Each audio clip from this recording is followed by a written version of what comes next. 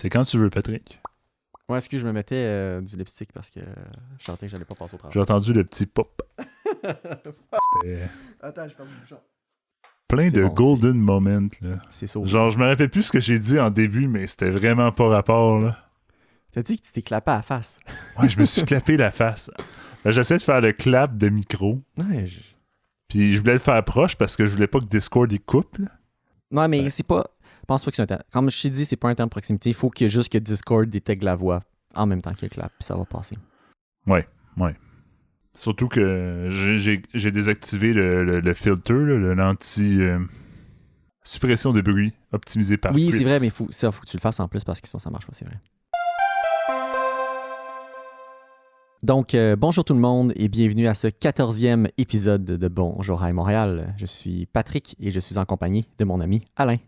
Bonjour tout le monde! Alain, comment ça va? Ça va super bien. Belle journée d'hiver. On Oui, est... on a eu la belle Belle neige. tempête aujourd'hui, là. Ouais, c'est le fun, c'est calme. Puis justement, couvre-feu commence dans quelques minutes, donc ça devrait se calmer en dehors de chez nous. Là. Absolument. Non, ça c'est magnifique, là, le couvre-feu, là, avec tout le bruit sonore, là. Moi, j'entends de ma rue, là, Mhm. surtout en été avec les vitres fermées, puis avec les vitres ouvertes. J'entends les Ouais. voitures, puis... Mais là, on les entend un peu en hiver. Là, on n'entend plus rien, là. Je sais pas toi de ton côté, là. c'est pas mal. Ouais. Mais comme je dis, en fait, je risque d'entendre, mettons, passer. En fait, l'autobus continue de passer, puis il y aura peut-être les camions pour déneiger, en fait, là, sachant qu'il y a de la neige. Là. Ouais, sachant qu'il a quand même tombé un bon 10 cm aujourd'hui, là. Ah, oui, définitivement. Là. Donc, Alain, on a eu une conférence de presse de François Legault à 17h. Et comme toutes les conférences de presse à 17h, mais c'est parce qu'il y avait des choses à dire. Absolument. Tu m'avais dit que tu l'avais pas regardé, hein? Non, fait que ça va être toi qui vas prendre le lead. Je dirai mes commentaires au Parfait, fur et à mesure. donc. Je te fais un petit topo rapide. Là. Donc, en fait, il n'y a pas grand-chose qui change. Puis ça avait été dit, on dit que c'était spoilé d'avance, là, mais c'est vraiment un assouplissement léger des mesures en place. Donc, ce qui change partout dans la province du Québec à partir du 8 février, donc les magasins vont réouvrir, les salons de coiffure et les musées. Et en plus de ça, ils vont permettre un retour graduel dans les cégeps universités. Et ce qu'ils entendent par là, c'est pour permettre pour donner la possibilité d'avoir une présentielle une fois semaine pour les étudiants. Hey, Dernière chose aussi. Attends, je viens de penser à ça. Ça veut-tu dire qu'il y a des étudiants qui vont faire le cégep au complet ou presque au complet sans jamais faire d'éducation physique? Parce que, on s'en rappelle, ça fait... c'est quand même... En fait, c'est vrai, c'est une bonne question de penser à ça. Je sais pas, tu vois, moi je sais pas si ça roule en ce moment, là. Il faudrait qu'on s'informe. Mais si ça roule pas, mon Dieu, là, je suis sûr qu'il y a beaucoup d'étudiants qui sont contents de pas aller en sport au cégep, là. Mais en fait, OK, je vais finir ça, je te reviens là-dessus, OK? Je vais finir le truc, c'était trop bon. C'est un point intéressant. Non, c'est correct, c'est toujours correct. Mais justement, dernière chose, c'est aussi, ils vont permettre des activités sportives extérieures dans le sens qu'avant, c'était pas possible de même aller marcher avec quelqu'un, mais là, tu auras le droit de marcher, puis c'est un maximum de 4 personnes qui peuvent être de 4 bulles différentes à l'extérieur. Donc, Alain, on pourrait aller marcher ensemble. Moi, toi, ta blonde, puis mettons un autre ami. Là. On aurait le droit de faire ça. Ça serait malade. Honnêtement, on fait ça, Pat. Ça va faire du bien, puis on vous encourage de le faire, là. Sortez dehors, là. Ouais. La lumière commence à en avoir de plus en plus, là, puis... Ouais, puis je commence déjà à remarquer, il fait une petite différence, là. Ça fait déjà un mois, là, qu'on a passé le solstice, là, donc... C'est ça, donc, tu sais, ça finit en ce moment... en début février, là, après, le soleil se couche aux environs des 5 heures. Là, c'est pas... ça fait vraiment une plus grande journée d'ensoleillement. Commence tranquillement, pas vite. Mais c'est tout, en fait, dans les mesures. Là. Donc réouverture des commerces, ça va changer un peu. Mais sinon, tout le reste des mesures restent en place. Donc, toujours un couvre-feu, toujours pas le droit de recevoir du monde chez toi. Toujours 100% travail à distance, etc. Mais je pense que cette situation-là, on va l'avoir longtemps. Là, parce que c'est une bonne balance. C'est-à-dire, l'économie roule, les magasins sont ouverts, Mais le couvre-feu fait que les gens vont moins aller se voir faire des soirées ensemble. Ouais. Mais c'est vraiment ce qui a été dit et expliqué autant par François Legault que Horacio Arruda aussi. Ils l'ont dit, là, ils aiment cette mesure-là parce que justement, elle a des effets bénéfiques, puis ça permet d'empêcher les circonstances qui causaient le plus de cas, en fait. Absolument. Puis tu sais, on parlait le dernier podcast enregistrement, je disais, on remarque déjà, on dirait que ça descend. Finalement, ça a descendu. Là. On est rendu passé la barre du moins de 1000 cas. Là. Ouais, on a eu ça lundi, on a eu moins de 1000, mais évidemment, c'est le retour du week-end, donc c'est tout le temps de la journée qu'il va en avoir le moins dans une semaine. Là. Mais en moyenne, on est autour de quoi? 1000, 1100, là? J'ai l'impression qu'on va être autour de ça, du moins, là. Absolument, puis... Ça reste beaucoup de cas encore, là. C'est ça ce qui est fou, là. C'est oui, on a passé de 2005 à 1000, que là, c'est déjà comme, OK, c'est bon, mais c'est encore beaucoup, là. Tu sais, 1000, c'était comme le début de la vague qu'on a eu, je pense, en octobre, là. Absolument.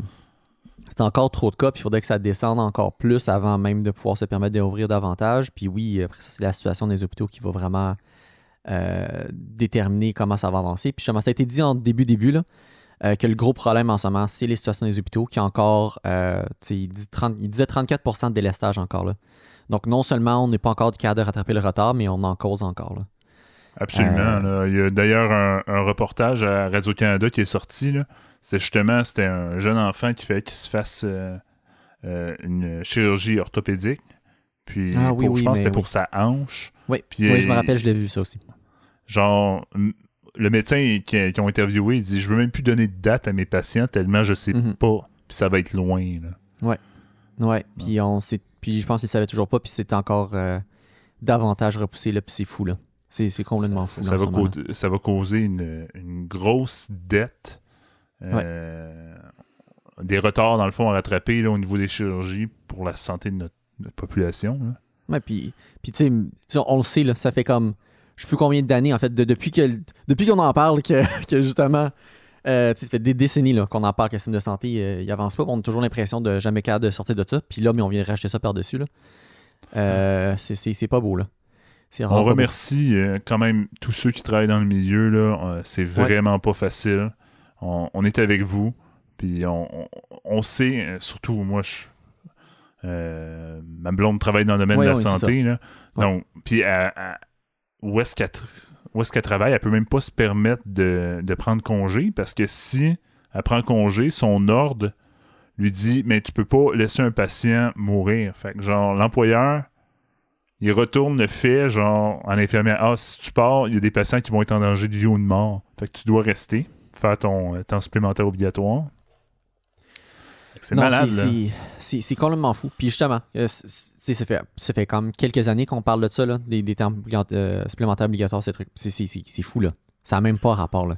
Non, c'est ça. On est vraiment dans une situation, là, on est dépassé, là, puis c'est pas tout le monde. Il y a du monde qui ont des enfants qui peuvent pas se permettre de manquer. Imagine, t'es mère monoparentale infirmière. tu peux juste pas, là.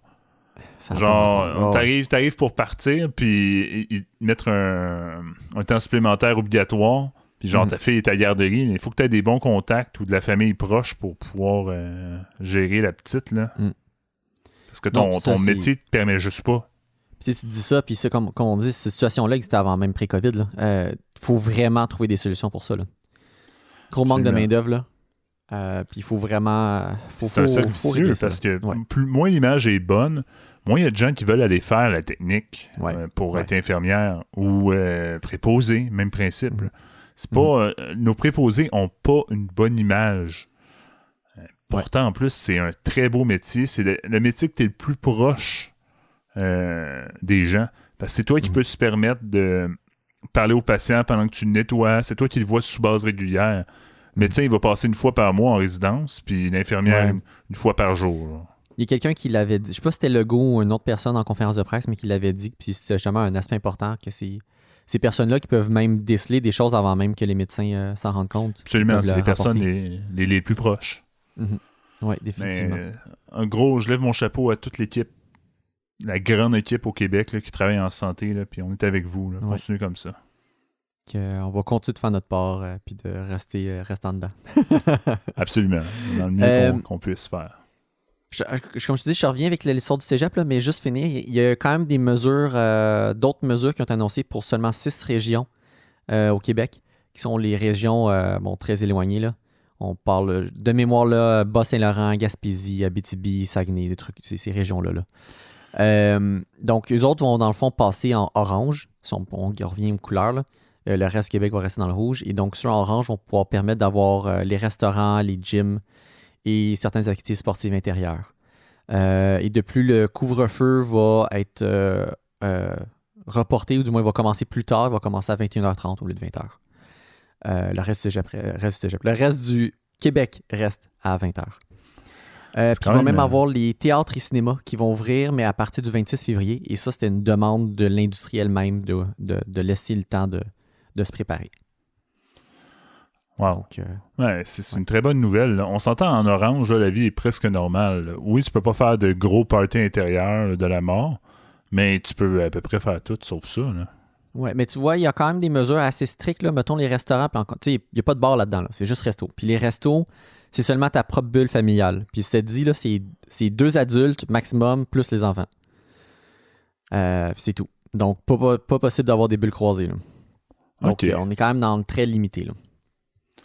C'est vrai. Non, effectivement, j'avais pas vu ça sous cet angle-là. Là, sur cet angle. Ouais, ben je te le dis parce que c'était des questions qui ont été posées puis ils l'ont détaillé. Là. Ça a l'air qu'il va y avoir d'autres conférences de presse de d'autres ministres au courant de la semaine pour aller préciser les mesures dans certains milieux, dont la ministre qui est déléguée aux études supérieures va avoir une conférence par rapport au Cégep Université, qu'on parlait tantôt. Il va en avoir un autre aussi pour, je pense, la ministre des aînés. Donc, il va y avoir d'autres mesures, ou du moins, ça va être précisé.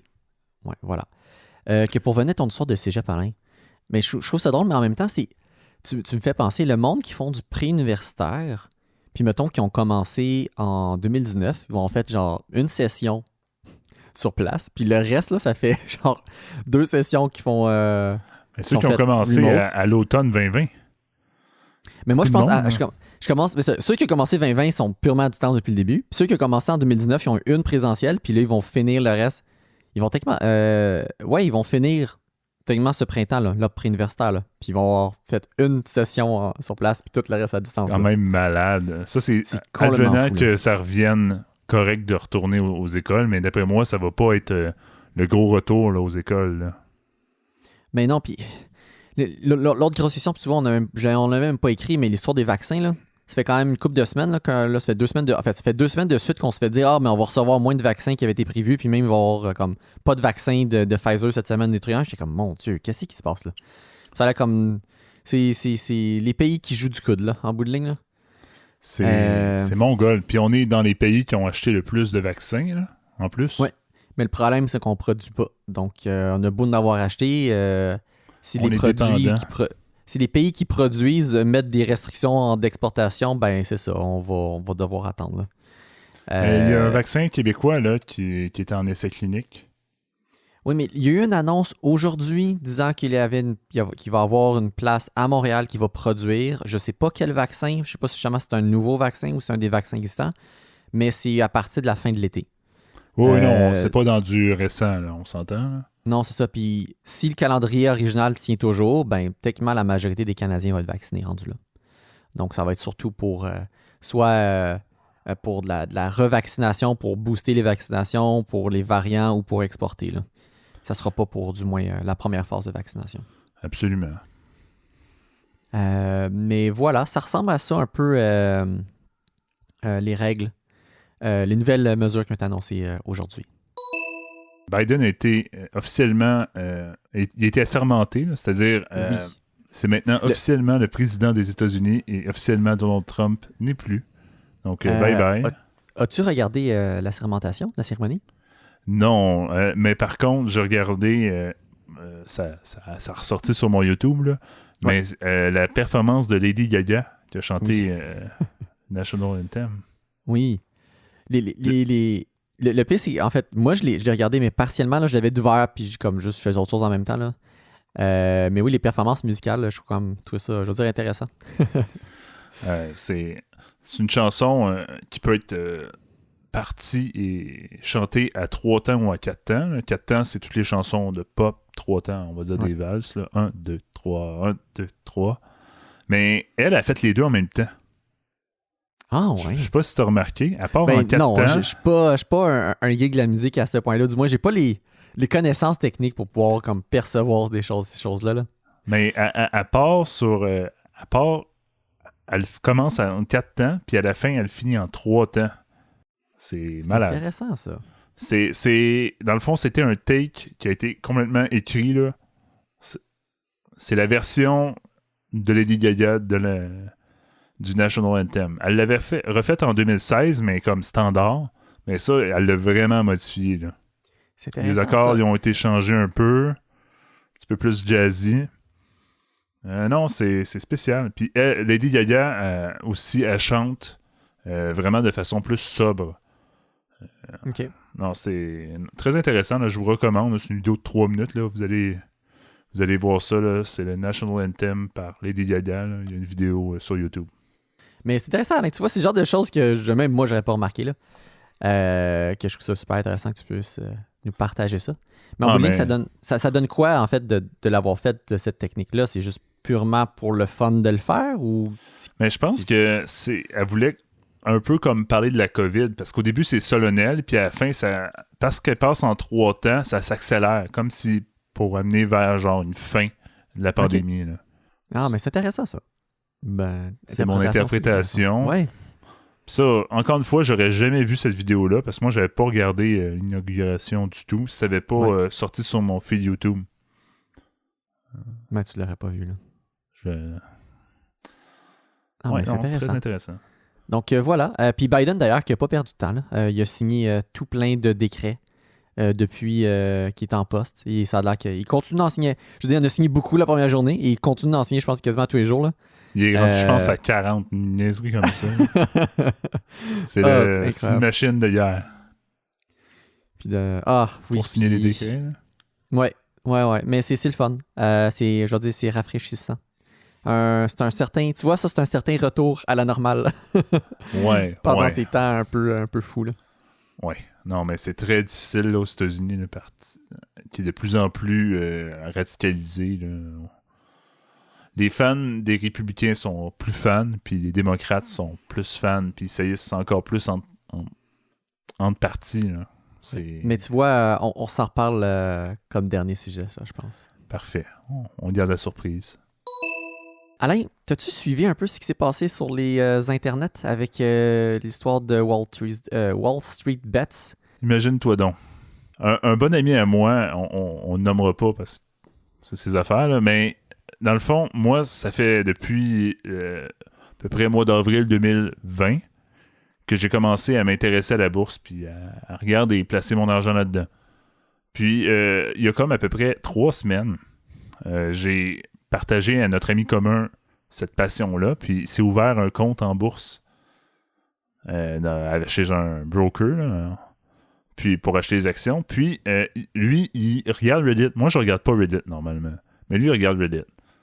Là, il m'arrive vendredi, avant que ça commence, cette folie-là. Il dit « Alain, je sais pas si tu as vu, si tu connais ça sur Reddit, c'est un groupe qui s'appelle le Wall Street Bets. Ils font un peu des paris niaiseux. Moi, j'avais jamais vraiment été voir ce subreddit-là, mais j'en avais entendu parler. Le monde, ils perdent des milliers de dollars. Là.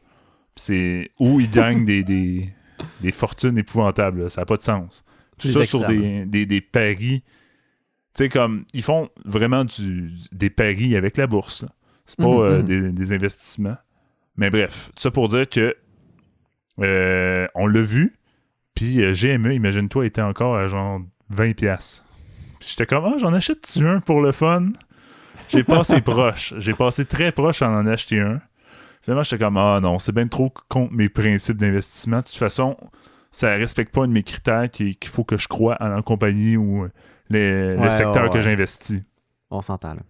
Puis on s'entend EB Game ou la version américaine, là, GameStop. Ouais. C'est pas... je vois pas vraiment de futur là-dedans. Là. Non, en effet, dans le retail de l'univers du jeu, avec tout ce qu'on peut acheter maintenant en ligne. Là. C'est déjà un miracle que Sony et Xbox, il y a des lecteurs CD là, sur cette nouvelle version-là là, de console qui est sortie en 2020, on s'en rappelle. Puis c'est la première fois que c'est un extra. Donc je sais pas si les deux font ça, mais les deux, c'est une option. Donc, il y a 2 versions de la console, une version avec, puis une version sans CD. Donc, tu peux, même plus déjà en 2020, tu peux acheter une console, tu peux même plus mettre de CD physique. Fait que je voyais pas l'intérêt à investir en GameStop. Puis je trouvais ça drôle un peu. Puis là, on sait ce qui est arrivé, là. Le combat des hedge funds contre Wall Street Bets. Puis, honnêtement, on peut dire que ça a fonctionné, là. C'est-à-dire que l'action a passé de... été 2020 était 4$ à 300, même 400. Ça vaut la peine. L'action, pendant un court instant, a piqué presque 500$. Mais ça n'a vraiment pas été long. Puis là, c'est vraiment redescendu, là. On est autour de 100, là. Je ne sais plus combien exactement, là. Je vais aller regarder exactement. J'ai un broker, je peux te dire le chiffre exact, Pat. Donc, au maximum, genre 481. OK, bon, c'est ça. Mais 481 l'action. Ah non, c'est complètement On imagine. Justement, le monde qui l'ont acheté à 20$, là. Wow. Ah non, c'est incroyable. Puis, d'ailleurs, c'est un combat qui continue, mais puis ça va certainement passer en cours, là, parce que on s'est rendu compte, en tout cas, ça a attiré l'attention de ceux qui s'occupent des autorités financières puis de la bourse, Mm-hmm. parce qu'il y avait trop de sell, dans le fond, des contrats qui parient que l'action va baisser, là. OK. Il y en avait trop qui étaient émis, plus qu'il y avait d'actions. Donc, le monde surenchérissait à plus de 100% que le prix allait baisser. Ah oui, mais ça, je pense que c'est aujourd'hui, hier, que j'ai vu ça, l'histoire de comme... que le total de je sais pas trop quoi arrivait comme plus que 100%, puis ça avait comme pas rapport, là. Parce que les brokers acceptaient d'émettre ça, mais il y avait clairement un abus, là. Il y avait clairement plus d'options que d'actions en circulation, là. Ouais, ça, c'est le problème. Puis ça, c'est une chose. Puis t'as-tu suivi aussi l'histoire de Robinhood, l'application? Ah, absolument. Non, c'était terrible, là. Puis d'ailleurs, on le voyait beaucoup dans les graphiques. Quand Robinhood a décidé de mettre sa restriction, là, c'est-à-dire ne pouvait plus acheter d'actions, mais vendre, ouais. Automatiquement, le prix de l'action a baissé en flèche parce qu'évidemment, le monde achetait ça. Puis les hedge funds vendaient beaucoup d'actions, là, à cause que les contrats expiraient. Non, puis... Non, c'est ça. C'est pas drôle. Puis à un moment donné, là, ils ont remis, tu peux en acheter, mais imagine-toi, tu peux juste acheter 2 actions. Après ça, non, c'est trop risqué. Tu peux pas. C'est-tu juste Robinhood qui bloque encore une fois pour la limite d'achat? Il y a eu une couple d'autres brokers qui ont... Mais c'est pas le marché au complet, là. C'est seulement certains qui ont mis ça en place. Parce que dans le fond, pour expliquer un peu la bourse, là, tu peux acheter de plusieurs... il va falloir que je trouve le mot français, là, mais en anglais, c'est broker, qui est en plateforme pour achat d'actions, là. Mm-hmm. Puis, ils sont complètement... mettons, c'est 2 entités complètement différentes, là. Comme, tu peux acheter une action à partir d'une compagnie A et B. Oui, l'action, au final, tu vas l'avoir en ta possession, mais... C'est comme 2 compagnies qui passent par 2 différentes plateformes pour faire l'achat. Faut que tu passes par un tiers pour faire l'achat. C'est ça. C'est plus... Mais oui, c'est ça. Puis là, avec la limite à 2 actions, tu vois là aujourd'hui, Robinhood, aujourd'hui, ça a fermé à 85$. Une grosse vente, là. Ça a vendu là, des volumes, là, pas de sens. Là. Depuis le 27, à peu près. Là. OK. Mais tu vois, Robinhood, c'est vraiment spécial parce que j'ai écouté quelques vidéos de Louis Rossmann, que tu connais aussi. Oui, absolument.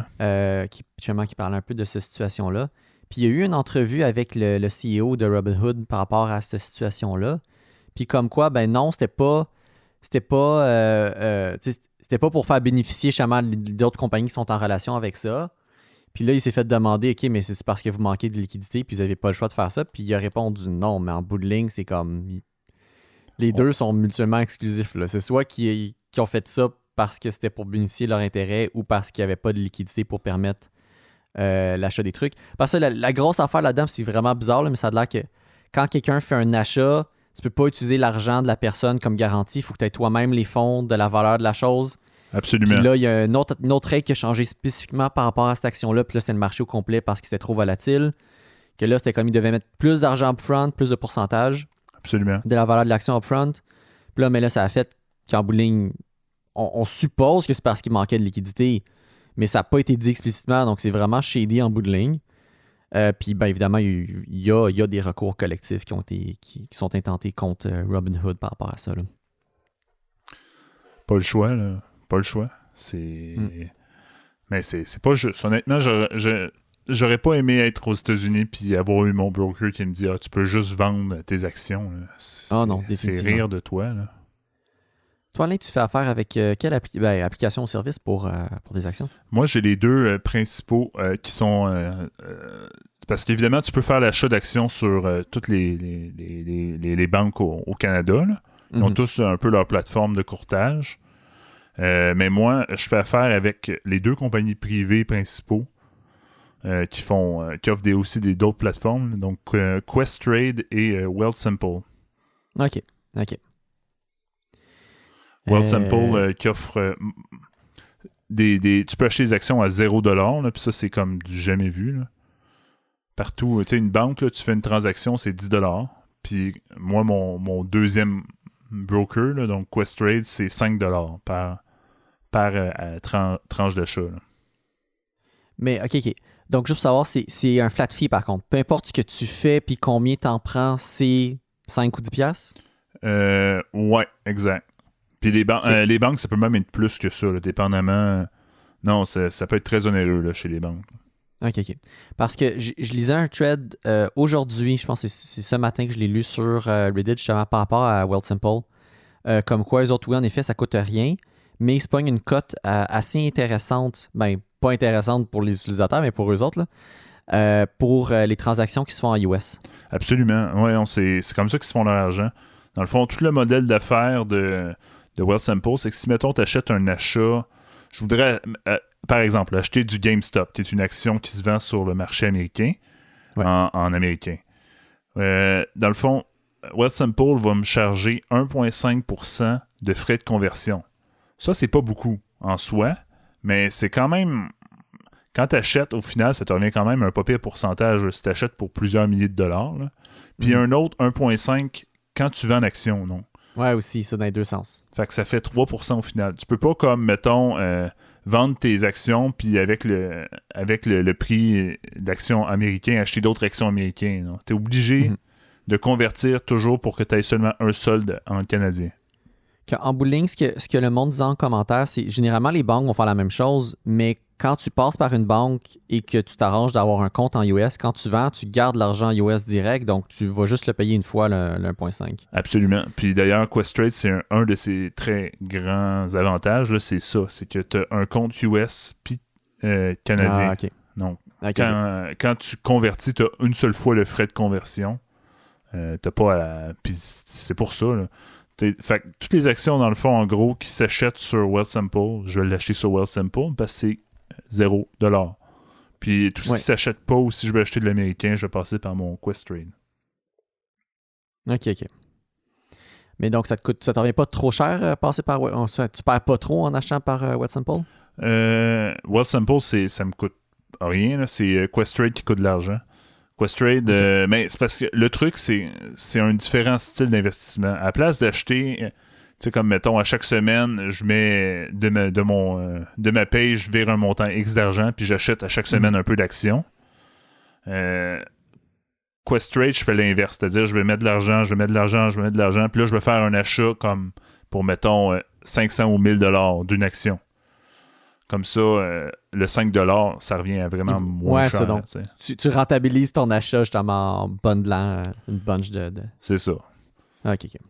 Ah, ben c'est intéressant dans ce cas-là.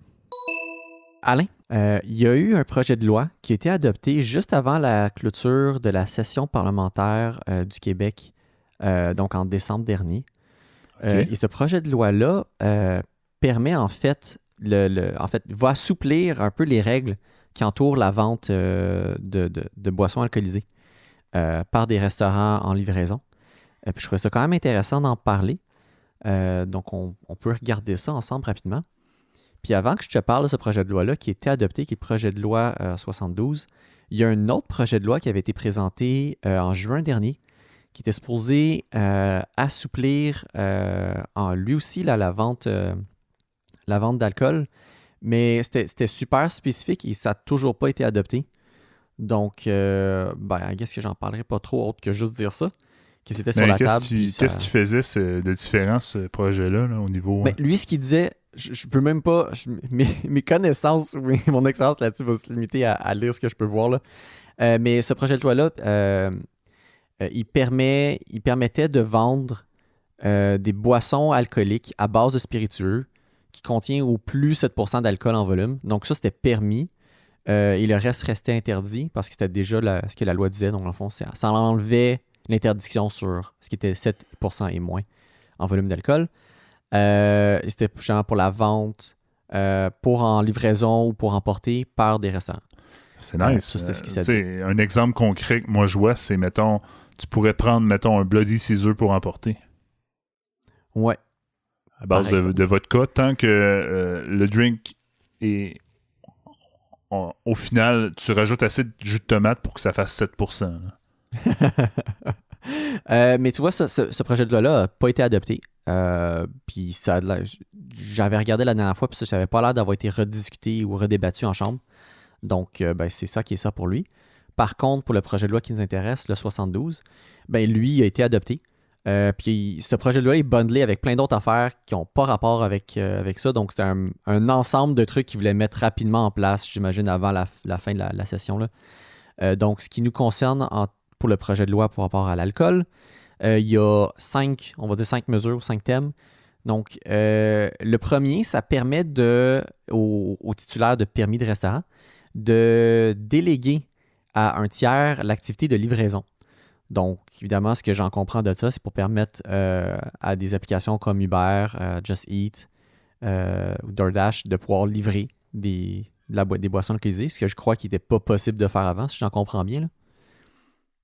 Mais oui, c'est ça. Donc, ça permettrait aux géants qui détiennent, mais pas aux géants, aux commerçants qui ont un permis d'alcool, de, mettons, donner l'alcool à un livreur qui n'est pas employé du restaurant pour qu'il, lui, aille donner l'alcool aux gens. Là. Ouais, parce que si je me trompe pas, on en parlait, je pense qu'on préparait les show notes, qu'on comparait, mettons, avec Saint-Hubert, tu me disais qu'il faisait déjà la livraison d'alcool, mais évidemment, Saint-Hubert livre eux-mêmes. C'est Saint-Hubert qui livre, donc c'est pour ça que j'imagine qu'ils ont le droit de le faire. C'est ça, il faut que tu achètes, si je me trompe pas, quelque chose, là, mais tu peux acheter comme juste un petit pain. Tu sais, les petits pains, là? Je pense que c'est genre 50 sous. Je dis ça parce que, on peut le dire, là, c'est du passé de toute façon. Là. J'ai travaillé au Saint-Hubert une bonne partie de mon... C'était ma première job, là. Puis justement, à la fin, j'allais faire des livraisons un peu. Puis on avait un client, justement, là, il faisait juste ça. Il commandait comme des bouteilles de vin puis un petit pain. Puis j'imagine plus qu'une bouteille, là. Ben ouais, 2 ou 3 bouteilles. Ça coûtait vraiment cher en plus. Ah, wow!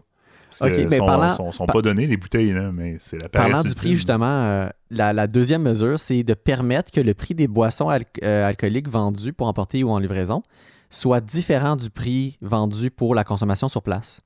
Puis toi, je me rappelle même que tu me disais que Saint-Hubert avait des bouteilles qui étaient vendues seulement en livraison pour justement contourner, entre guillemets, Absolument. pour leur permettre d'avoir des prix plus élevés que ce qu'ils auraient vendu. Mais là, ils n'ont plus besoin de faire ça. Ils n'ont plus besoin de faire ça. Ils peuvent vendre toutes les bouteilles qu'ils veulent vendre au prix qu'ils veulent. C'est malade. Avoir comme 2 prix, là, comme un prix en restaurant puis un prix pour emporter. Mais on s'entend, quand tu passes par les apps les apps de livraison, justement, Uber Eats et whatever, là, sachant qu'ils pognent une cote, oui, ça dans ton intérêt d'augmenter un peu le prix. Absolument. Puis on le voit, là, beaucoup de... Tu sais, comme moi, j'ai une pizza que j'aime bien aller à Montréal. Il y a 2 prix. Tu as le prix sur Uber, puis tu as le prix quand tu te présentes. Quand tu te présentes, c'est vraiment moins cher. Là. Comme... je veux dire des prix, là, parce que ça ferait plus. Là. Ça revient, je pense, à 16 $. Ça nous revient. Puis la même chose avec Uber, c'est 25. Puis en plus du 25, il faut que tu types le gars, parce que c'est bien de typer les livreurs. Oui, mais il faut, là. Ouais. Mais non, Mais c'est écoute, insane, là. Tu dis ça, je vais finir de lire le projet de loi, mais je vais te parler de ça tout de suite après parce qu'il y a justement d'autres nouvelles par rapport à ça que je trouve super intéressant. OK, vas-y. Les autres points, donc, mon Dieu, c'est établir les conditions pour l'exploitation d'un permis de restaurant. J'ai aucune idée ce que ça veut dire. Je sais pas ce qu'il y a à dire là-dessus, que je vais sauter. 4, c'est supprimer certaines restrictions applicables aux publicités sur les boissons alcooliques. Donc, j'imagine que maintenant, tu vas avoir le droit d'annoncer certaines choses que tu n'avais pas le droit de faire avant, mais je ne sais pas, puis ça concerne les restos, donc Sûrement peu intéressé l'affichage, peut-être. Ouais. Peut-être que tu n'avais pas probablement, le droit en fait, là. d'affichage de bière. Bon, pas au courant, là, mais ça va être mieux, sûrement. OK. Donc, et le reste, c'est de faire entrer en vigueur des mesures qui vont moderniser le régime de permis d'alcool, qui vont disposer certaines dispositions, bon, blablabla, mais ça a l'air que ça va concerner l'exploitation des permis sur une base saisonnière. Donc, j'imagine ceux qui vont chercher des permis seulement l'été ou des trucs comme ça. C'est ça pour les festivals, elle. Ah, peut-être. Peut-être assouplir la loi. J'ai aucune idée pourquoi il y avait besoin de ça à ce moment-ci de l'année, par contre, sachant qu'on est en COVID et qu'il n'y a pas vraiment pas qui ouvrait quelque chose, une base saisonnière. Là. Moi, pour des trucs. Mon Dieu, ils ne vendent pas d'alcool dans les pentes de ski. Là. Mais peut-être ça fait longtemps que c'est prévu puis qu'il y avait de la pression pour qu'ils passent ça. Là. On ne sait pas, là, nous, à l'interne. Ben, en fait, le truc commence en disant de faire rentrer en vigueur certaines dispositions qui étaient déjà, j'imagine, prévues. Donc, I guess que oui, c'était pour ça. Mais voilà. Donc, vraiment, je pense que les deux trucs les plus intéressants, là, c'est vraiment de pouvoir de déléguer puis d'avoir les prix différents. Je pense que c'est vraiment les deux mesures qui sont super intéressantes. Puis parlant des frais qui coûtent cher, mais justement, il a été annoncé, en tout cas, ça a passé aux nouvelles quelque part dans le mois de janvier, qu'il y avait des actions collectives contre Uber Eats et Skip the Dishes pour les frais élevés. Ah, ça fait juste pas de sens. Le modèle d'affaires, c'est super élevé. Là. Oui, ça a l'air que ces applications-là demandent une cote de 30% à ce que les commerçants chargent aux clients. Mais ça expliquerait pourquoi les menus sont plus élevés. Là. Mais je savais déjà, moi, le 30%. Puis, d'ailleurs, j'aurais peut-être dû le spécifier dans un épisode plus récent, là, mais j'essaye au plus possible d'y aller moi-même. Surtout que j'ai une voiture. Ouais. J'ai pas d'excuses. Ouais, puis je te comprends. Mais moi, je le fais pas pour... parce qu'évidemment, c'est un gain de temps là, quand tu vas le chercher. Mais moi, je trouve qu'encourager nos commerçants locaux là, en allant chercher directement la bouffe au resto puis en payant débit et non crédit, non, c'est intéressant. Là. Non, c'est définitivement la chose à faire. C'est sûr que tout le monde en ait plus son argent, je pense que c'est la meilleure chose, en effet. C'est sorti aussi aujourd'hui un article là, qui disait les petits commerçants qui boycottent les cartes. Moi, je savais pas. Je pensais que les taux, c'était genre 2% ou 1,5%. Mais non, Patrick, si t'as des cartes Visa genre Premium, Visa charge plus cher aux commerçants pour ta transaction. Hein? Ça sortit. Mais voyons donc. Je te jure. Fait que selon si le client a des points, ça coûte plus cher faire la transaction, un plus gros pourcentage. On le mettra dans le show notes. Hey, trouve-moi ça. Je trouve ça intéressant. Mais, mon Dieu. OK, mais oui, en effet. Donc, supposément, ce que les apps vont charger présentement, c'est des frais de 30%. Mais ça a l'air que, si on lit l'article de Radio-Canada là, que j'ai linké, les autres, il y a des provinces comme Colombie-Britannique puis l'Ontario qui ont mis en place un plafond à 15%. Puis on devrait clairement faire la même chose ici. Je vois pas pourquoi ça n'a pas été déjà fait d'ailleurs. Ça devrait, selon moi, régler cette question-là. Là. Excuse-moi, j'ai retrouvé l'article. Oui. Mais plus la carte est prestigieuse, plus le taux augmente. Il en va de même pour le paiement en ligne. Oh, ouais. OK. Je trouve ça... Ah, mon Dieu, c'est tellement... C'est terrible. Fait que le business model fait vraiment charger aux commerçants. Oui, donc 15%, c'est excellent. Là. C'est moitié moins cher. Là. Puis je trouve que ce serait vraiment raisonnable, je pense. Selon moi, en fait, j'ai aucune idée. Ça me paraît pas mal plus raisonnable. Mais il faut que tu payes le livreur, là. Mais c'est sûr que le modèle d'affaires, si tu baisses le pourcentage, Uber ne pourra pas faire des niaiseries comme il fait présentement. Là. J'habite proche de la 19, mais je peux commander genre passer la 15 à Laval. Là. Puis c'est chill. Genre. Tu sais, vraiment beaucoup trop loin là, de route là, d'un restaurant. C'est juste que ça va prendre plus de temps. Ça fait pas de sens. Là. C'est une bonne question. Je sais pas à quel point ça fait un changement pour... Mais parce qu'ils n'ont pas le choix, quand la distance est plus loin, d'augmenter les prix que le livreur va recevoir en commission. Okay. Je connais bien ça parce que j'ai quelqu'un dans mon entourage qui est livreur à temps partiel. Donc, il m'a un peu expliqué ça. C'est intéressant, ça, d'avoir... Donc, il y a deux façons, Uber, là, pour attirer des livreurs dans des zones plus mortes. Ils mettent ce qu'on appelle des boosters. Booster, c'est, mettons, dans cette zone-là, on est en manque de livreurs, fait qu'on paye un frais fixe en plus de la livraison. Donc, mettons, ils vont donner 2$ de plus ce que tu aurais fait avec la livraison. Ouais. Puis c'est là que ça devient vraiment intéressant de livrer avec Uber. Là, quand il y a des boosters, là, c'est là que tu fais la pièce. Parce qu'en plus d'avoir plus d'argent d'Uber pour faire la livraison, mais tu as aussi le client qui te type au final. Là. Donc, non, ça peut devenir très intéressant. Donc, ça, c'est le premier incitatif financier à aller livrer dans des zones. Puis l'autre incitatif, c'est si, mettons, tu fais une commande, puis la commande, ça va être loin. Mais dans l'application des livreurs, ça va comme afficher commande plus longue, prix à la hausse. Donc, le livreur va se faire payer plus cher pour faire la commande. Intéressant, ça. Tu vois, ça, dans mon cas, moi, j'habite une plage pas mal dans le centre, là, donc je pense pas que je suis impacté par aucune de ces deux mesures-là, mais je trouve ça quand même intéressant. En fait. Mais c'est sûr qu'ils n'auront pas le choix, là, au final, de baisser le range que tu peux commander des restaurants. C'est ça que ça va faire, là, quand ils vont baisser, s'ils décident de baisser à 15% au Québec aussi, là. Ça va donner moins de flexibilité, puis on n'aura plus non plus autant de rabais là, comme on a présentement. Là. Souvent, 30% de rabais. C'est excellent, là. Ben, de manière générale, je commande juste quand il y a des rabais en vigueur, là, qu'il y a quelque chose. Là. Ouais, parce que c'est très onéreux, là. C'est excessivement onéreux. Là.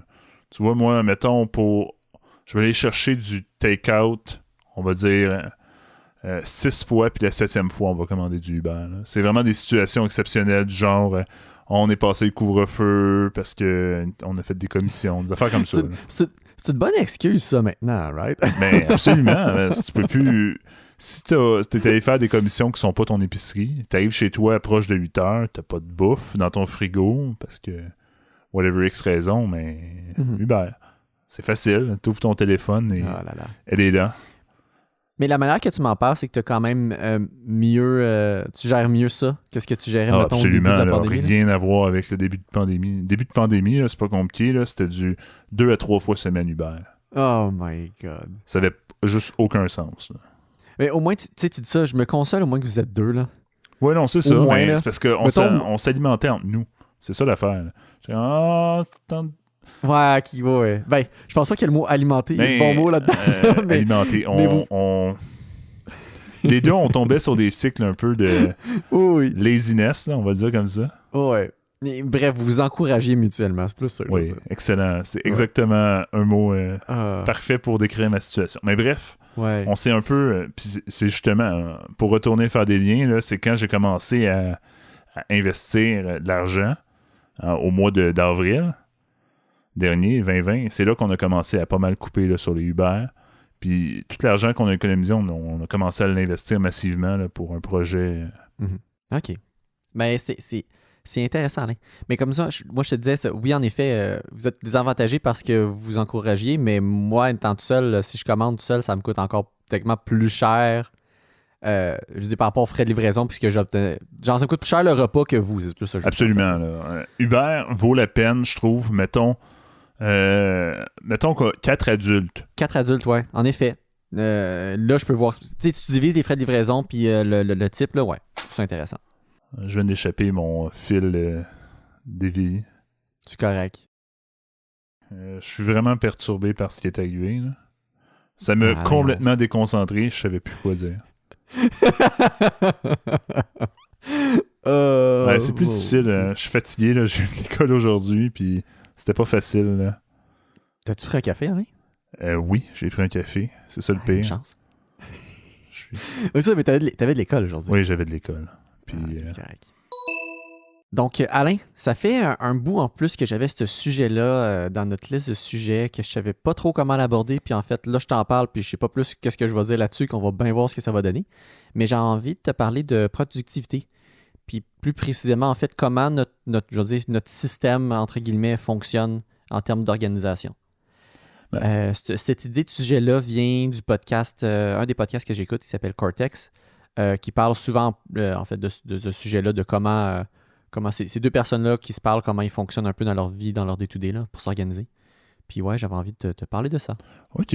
Je pense qu'on va commencer par mon système, parce qu'il est beaucoup plus simple puis, que toi, j'imagine. Puis de toute façon, le mien, il est en cours d'apprentissage.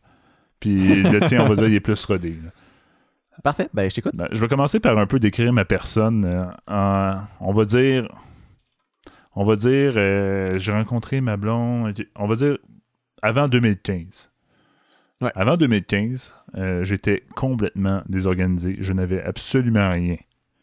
Pas d'agenda, pas de calendrier, pas de reminder, rien.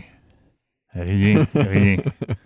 Ouh là là. C'était pas beau. Puis ça faisait des affaires bizarres du genre, pas je me prends à la dernière minute, mais plus je réalise que, j'avais cette remise-là, c'était cette date-là finalement, on va travailler toute la nuit. Des affaires comme ça. Puis beaucoup aussi d'insatisfaction parce que je promettais des affaires à des gens, puis j'arrivais pas à les respecter parce qu'il arrivait de quoi que j'avais oublié, qui était plus important, prioritaire. Fait que je devais comme cancel bien du monde pour ça. Là. Ouais. Puis j'ai rencontré ma blonde, puis c'est un work in progress de tous les jours. Mais je vais vous dire un peu mon système maintenant. Là. Ça reste quand même très simple. En gros, moi, quand j'ai une idée, j'utilise le logiciel Google Keep. Puis je fais comme par idée ou par sujet un keep. Puis je vais les rajouter des objets ou des points. J'aime beaucoup les listes. Ça, c'est vraiment c'est ce que je préfère. Donc, mettons, puis on a des listes à deux avec ma copine. Là. Donc, mettons, elle est sur Keep, elle va écrire de son côté sur la liste hebdomadaire d'épicerie. Mais moi, ça s'affiche sur mon cellulaire. J'arrive à l'épicerie, puis coche. J'adore cocher, c'est ma meilleure façon de fonctionner. Puis, excellent. Sinon, ça, c'est un petit peu plus tard, en 2017, j'ai fait l'acquisition d'un nom de domaine et j'ai commencé à transférer tous mes courriels sur mon nom de domaine. Donc, j'ai passé de Hotmail à mon domaine personnel. Puis, je me suis mis à faire plein de sous-boîtes, là, donc de sous-comptes, là, comme, mettons, facturation, pour toutes les affaires de facturation. Évidemment, j'ai mon perso, j'en ai comme pour... j'ai un sous-groupe de chorale. Il envoie beaucoup de courriels. Puis j'haïssais ça, voir ça atterrir sur ma boîte principale. Fait tout ce qui est chorale, c'est automatiquement redirigé vers un autre sous-dossier avec une adresse chorale. Là. Donc, ma chorale me contacte par, mettons, alain.chorale à mon domaine. Ouais. Donc, c'est ça. L'utilisation de beaucoup d'alias mail. Puis, ça, c'est un petit peu plus récemment avec toi. Plus perfectionner Calendar, là, c'est-à-dire mettre des rendez-vous, mettre des choses, puis aussi mettre des rappels. Donc, moi, avant, je mettais des affaires dans Calendar, mais je n'allais jamais voir par moi-même. Maintenant, c'est les notifications un peu qui me réveillent, là, puis qui me font plus m'organiser. OK. Ben, bref, je pense que ça fait le tour, en fait, de ton... Oui, absolument. Parfait. Je trouve ça intéressant, en fait. Puis là, j'ai besoin de précision là, sur ton histoire d'alias de mail, parce que je pense que j'apprends quelque chose. Puis, t'as des alias, mais t'as dit que t'as-tu carrément plusieurs boîtes courriel? C'est-à-dire que j'utilise des filtres. Donc, tous les gens qui me contactent par, mettons... OK. Un alias, là, mettons, justement, là, on va prendre l'exemple de la chorale. alain.chorale.mon nom de domaine, à commercial mon nom de domaine, redirige vers un dossier chorale. Parfait, OK, c'est bon. Donc là, OK, je comprends. Donc, tu as une mailbox et tu te sers de ces alias-là pour tes règles de filtre. Exactement. Rediriger dans des dossiers Parfait. connexes. OK. Donc, oui, puis en fait, c'est une chose que moi je fais au travail, dans ma boîte mailbox au travail. Mettons, tous les systèmes automatiques qui envoient des courriels vont envoyer, par exemple, une adresse qui est déjà un groupe à la base, qui va être les sysadmins, qui vont envoyer comme leur courriel là, mais ils vont envoyer un alias de sysadmin, de sorte que je peux filtrer par service automatiquement. C'est ça. Fait que, mettons, il arrive de quoi, ça va. Le serveur va poker genre une adresse qui va être genre une sorte de mailing list, qui va poker plusieurs sysadmins en même temps. Oui, mais généralement, c'est pas vraiment pour des urgences, c'est vraiment juste pour du logging plus qu'autre chose. Là. Mais ça me permet de justement moi, dans ma mailbox, je vais filtrer par service, donc je vais avoir justement des folders spécifiques pour chacun des services. Puis ils sont auto-filter, justement. Puis ça va tout le temps skipper ma inbox, puis je vais juste les regarder de temps en temps. Là. Parce que sinon, ça ferait bien trop de trucs qui rentraient dans ma inbox. Puis ça cacherait genre quelqu'un qui m'écrit direct puis me demande quelque chose. Absolument. Là, généralement... je confirme, là, tout ce qui est monitoring, là, moi, niveau professionnel, c'est pareil. Là. On a une couple de courriers qui peuvent rentrer. Puis moi, c'est surtout au niveau des... Quand, mettons, on a un incident ou un ticket, là, mais tu peux mettre des suivis. Puis ça allait dans ma boîte personnelle. Ça avait juste pas de sens. Là. Fait que j'ai fait des filtres, tout ce qui vient du système de suivi. Là, donc, tous les updates vont s'en aller vers un dossier en particulier. Non, ça a changé ma vie aussi. Là. Non, puis tu vois, le pire, c'est je raconte ça, puis je trouve que je suis probablement mieux organisé pour ma mailbox de travail que ma personnelle. C'est personnel, je suis comme... Je me rappelle que c'est un mix bizarre. Là. J'essaie de garder ça au minimum pour ce qui est courriel. J'ai certains filtres, mais pas toutes. Puis je trouve qu'en bout de ligne, je reçois bien du stock qui est peut-être pas nécessaire, que c'est comme semi-filtré mon affaire, puis c'est comme, ouais, ça pourrait être mieux.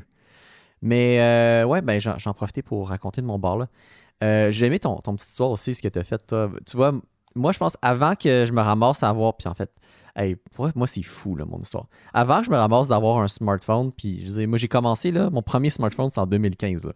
Je suis un très late adopter. T'avais quel âge? Puis, non, t'es pas obligé de le dire. Non, mais je pense. Mais t'étais comme dans vingtaine. L'âge n'a pas d'importance. Ce qui est, je pense, je veux dire, bizarre, entre guillemets, ou problématique dans cette histoire-là, c'est, tu sais, les smartphones sont là depuis, je veux dire, début, mettons 2008, 2007-2008, que ça a commencé à faire leur apparition, là. Puis, tu sais, c'est à ce moment-là que j'ai acheté mon premier téléphone, puis c'était un flip phone. Puis, smartphone, tu sais, j'étudiais en technologie. J'étais rendu à l'université, j'étais mi-université, là, puis là, j'achète mon premier smartphone, là. Je suis ultra late, là. Avant ça, c'est sûr que pendant comme cégep université, j'avais un laptop, donc puis je disais toujours, ben je voyais pas le besoin d'avoir un téléphone à ce moment-là, ou du moins d'un téléphone intelligent. J'imagine que je faisais déjà calendrier, mais tu sais, comme on va dire semi. Puis même chose pour les listes de tâches, mais encore là, j'avais pas. J'avais un Trello que j'utilisais, j'imagine, peu déjà à ce moment-là. Mettons Trello, ça a paru 2010-2011, mettons de mon côté, là. J'en avais un, mais c'était comme encore une fois comme semi-organisé. Puis sinon, la manière que je fonctionnais vraiment, c'est que j'avais comme une liste papier, là, puis je me faisais des checklists de trucs à faire. Papier. Puis j'ai rajouté dans feuille, puis au fur et à mesure, là, ma feuille, quand elle était trop pleine, si jamais il y avait des trucs qui n'avaient pas été check-off, mais je retranscrivais sur une nouvelle feuille, puis je recommençais from scratch, puis je fais juste... Mais c'était juste des listes. Juste des listes là, sur un pad de papier, puis that's it, là, que je traînais partout. Partout? Wow. En fait, tu vois, ça c'est drôle. J'ai jamais mis genre tout ce qui est genre Cahier Canada ou Cahier Spiral parce que justement, t'es comme pogné avec les pages puis tu peux pas les réorganiser. OK. Que j'ai toujours été comme secondaire puis un peu cégep cartable puis après ça, juste littéralement des folders là. Avec des feuilles pas attachées puis j'étais juste comme d'un pad que j'enlevais les feuilles puis je les mettais dans la bonne place puis that's it. Là. C'est quand même insane, là. Puis 2015, le premier téléphone. Tu vois, j'ai été me renseigner. Le iPhone, qui est comme le premier smartphone. Ouais, c'est 2007. C'est 2007, mais en janvier. Ouais. Oh, début 2007. Début 2007. Hey, j'étais même pas au cégep. Oh, c'est complètement fou. C'est drôle parce que My God, j'ai tellement pas été exposé à genre, je veux dire, tout ce qui est Apple. Ça a été vraiment long avant que que je prenne connaissance de ça. Parce que justement, chez nous, il n'y avait rien. J'ai jamais eu rien d'Apple chez nous. C'est toujours été du Windows ou whatever. Puis après ça, ben, c'était Android que j'ai comme téléphone. Malgré que j'avais... Tu vois, j'étais chercher un téléphone Android puis j'avais déjà un Mac, mais pourtant, c'est ce que j'ai choisi là. Mais tu préférais la flexibilité Android, I guess. Ouais, exactement. Pour la mentalité que j'avais, surtout de Tinkering, là, je pense que c'était quand même un bon choix là. Mais c'est ça. Mais bref, donc ça, c'était comme l'ancien système. Puis depuis l'arrivée du téléphone, mais évidemment, ça change un peu là. Google Keep a définitivement été comme une excellente chose que j'ai utilisée pendant... que je continue d'utiliser en fait, là, mais qui est vraiment comme la bonne chose. J'ai déjà eu un Trello. En fait, j'ai toujours un Trello perso, mais que je me sers pas, qui est comme, mettons, je vais dire, laissé à l'abandon. Là. J'ai sinon un Trello à la job que ça, je me sers à tous les jours. C'est vraiment là que je rentre mes tâches. Puis évidemment, calendrier. Tout ce qui est vraiment figé dans le temps, ça va être dans le calendrier. Tout le temps. Tous mes rendez-vous, mes rendez-vous de médecin, les rendez-vous qu'on fait ensemble, le recording, ça va être rentré là-dedans. Évidemment, à la job aussi, si on se fait un meeting quelqu'un, ça va être dans le calendrier. Donc, ouais, ça reste ça. Tu vois, moi, le peu à job que j'ai de réunion, je le marque pas. C'est pas assez pour que ça vaille la peine de marquer. Là. C'est genre une fois par mois et demi. Là. Puis... Ouais, mais si tu planifies quelque chose, faut que tu le marques. Ouais, ça serait une bonne habitude que je commence à utiliser. Surtout en plus qu'on en a un. Là. On a comme à job, on a un calendrier. C'est pas la suite Google ni Microsoft, mais on a un calendrier. Là. J'aurais un calendrier, je pourrais mettre du stuff dedans. Là. Ouais. Puis tu sais, au contraire, moi je trouve que c'est quand même, il y a vraiment une pertinence à faire ça. Puis tu vois, nous c'est rendu au point que c'est comme, je voudrais que je te parle de telle affaire aujourd'hui, même si c'est 15 minutes, on va se mettre un rendez-vous de 15 minutes quelque part dans le calendrier. Là. Quand on a l'intention de quelque chose avec quelqu'un, ça va passer par le calendrier aussi. Là. Okay. Même si c'est pas nécessairement obligé de figer dans le temps, mais ça permet mentalement aux personnes de s'organiser puis de planifier le travail autour. Là, c'est quand même insane. Rendez-vous pour 15 minutes. Non, moi je suis pas rendu là. Des fois, écoute, pour vrai, là, on le fait. Ça c'est pas souvent, des fois on va le faire plus lousse, là, mais on est rendu au point qu'on même on fait pour des trucs comme ça. Mais c'est sûr que on s'entend. Pour le reste, des rendez-vous, mettons, de 1 heure là, pour des trucs précis ou avec des clients ou avec l'équipe. Là, c'est vraiment une pertinence de faire ça un calendrier. Parce que probablement que tu coordonnes plus que 2 personnes, tu as une bonne raison là, de mettre ça dans un calendrier. Mais après ça, c'est ça. C'est juste pour s'en rappeler aussi. Puis tu l'as dit, les reminders aussi, c'est un aspect important, le calendrier. Puis c'est même moi, je pense qu'il te l'avait montré un peu. Là. Grande influence. Sur mon calendrier par défaut, là, mon calendrier personnel, là, j'ai des reminders pour avoir donc des rappels d'avance à 1 heure, une journée, une semaine.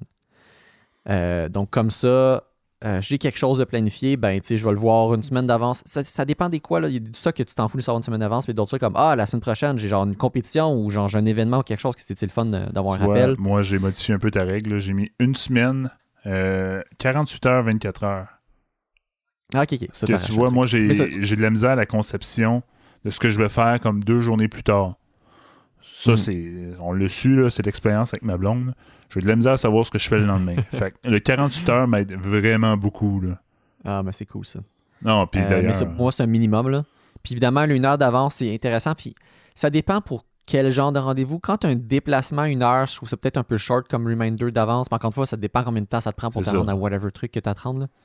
Que ça modifié selon, on s'entend, là, mais de manière générale, ces reminders-là, je pense qu'ils conviennent à, mettons, la plupart de mes situations. Là. Mais on vous le recommande si vous ne l'avez pas comme technique. Là.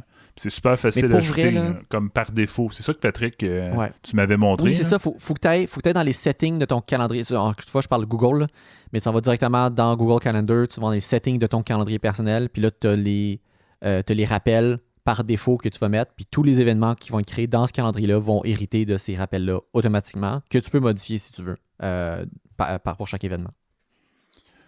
Mais c'est ça qui est cool, là, c'est que le par défaut, ça le fait comme ça, moi. Donc, j'ai mon 48 heures, 24 heures, 1 heure. Puis non, c'est magnifique. Là. Ça me permet d'avoir un lien, puis parce que je reçois les notifications aussi, je vais aller voir plus souvent mon calendrier. Puis c'est une boucle. Là. Un calendrier, c'est une boucle constante. Puis tu vois, moi, si on retourne sur 2 affaires qui m'ont, pendant que tu parlais, là, qui m'ont intéressé. Ah oui, vas-y, parce que j'avais d'autres trucs à arracher, mais vas-y. C'est toi qui m'avais montré Trello à la base. Trello qui est comme une espèce de... C'est quoi, c'est Kanban? Oui, c'est inspiré de. Mais en bout de ligne, Trello, ça devient un peu ce que tu veux que ça fasse pour toi, tu sais. Mais un tableau où est-ce qu'on met des listes de choses, on va dire. Comment tu décrirais? Tu as un tableau, tu as des listes, puis dans des listes, tu as des cartes, puis tu peux mettre autant de listes que tu veux, puis là, ta page va scroller horizontalement. Tu peux mettre autant de cartes dans tes listes, puis là, tes listes vont scroller verticalement. Tu as des labels que tu peux mettre sur tes cartes. Les labels, c'est toi qui les choisis.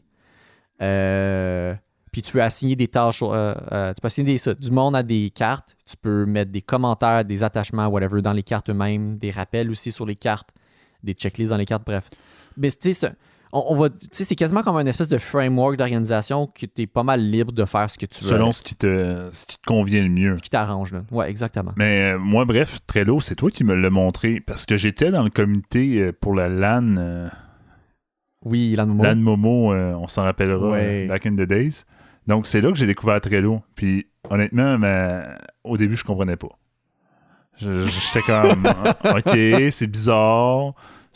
Mais évidemment, à force de l'utiliser, c'est génial. Là. Puis si j'avais des projets, en fait, je devrais faire un peu comme toi, là, mais l'utiliser peut-être pour mes projets à l'école, pour peut-être mieux m'organiser. Là. Ça serait une très bonne idée. Là. D'ailleurs, à essayer. Là. Oui, mais tu vois, pour des projets de groupe à l'université, j'en ai souvent utilisé. Je faisais un Trello pour ce cours-là pour un groupe en particulier, puis on se mettait nos trucs là-dedans. Des listes de choses à faire, des listes qui sont finies. C'est le fun de voir une vision comme plus globale de la chose. Le schéma que j'ai souvent utilisé, à moins qu'il y avait une autre utilisation, mais de base, c'était pas mal ce schéma-là que je faisais tout le temps. J'avais une liste qui était comme backlog, une qui était assignée en cours fini, un truc comme ça, là. J'avais souvent utilisé ça comme pour mes listes. Puis là, évidemment, on mettait tout notre stock dedans. Puis là, les labels, c'était selon ce qu'on avait besoin. Là. Mais ça, c'est pas nécessairement systématique. Là. C'est un très bon format. Là. Puis là, tu vois, je vais revenir avec l'histoire de... Là, on parlait de calendrier Reminder. Ça, pour moi, le calendrier fonctionne très bien. Là, je t'ai déjà parlé dans le passé d'un problème avec Keep. Problème pour le rappeler. Je pense que je l'ai déjà parlé sur le podcast. Mais je vais quand même le rappeler. C'est que... tout d'un coup, là, je me sers beaucoup des... En fait, je vais commencer par ça. Je me sers beaucoup des reminders sur mes tâches dans Keep. Parce que là, je suis rendu... Puis ça, c'est le problème que j'ai en ce moment avec Keep, c'est que j'ai mis beaucoup trop de stock que je me sers là comme un fourre-tout de trucs à trier, mais que je trie jamais. Donc, évidemment, ça a comme l'effet inverse que tu dois avoir, que je regarde jamais ce qu'il y a dedans, puis c'est juste comme pêle-mêle et c'est rendu un ramasse n'importe quoi. Que moi, ça me prend... Je mets des reminders sur mes trucs Keep parce que sinon, mais je les vois pas. Puis là, tout d'un coup, Google a décidé de tout oublier les reminders que j'avais setés. Je sais pas si c'est perdu en synchronisation des appareils ou je sais pas. Mais il n'y a plus aucun reminder nulle part. Puis à ce moment-là, j'avais été chercher un backup sur un device qui était offline, que j'ai pu rouvrir avant qu'il signe, puis aller chercher comme manuellement tous les reminders pour tous les remettre à bras.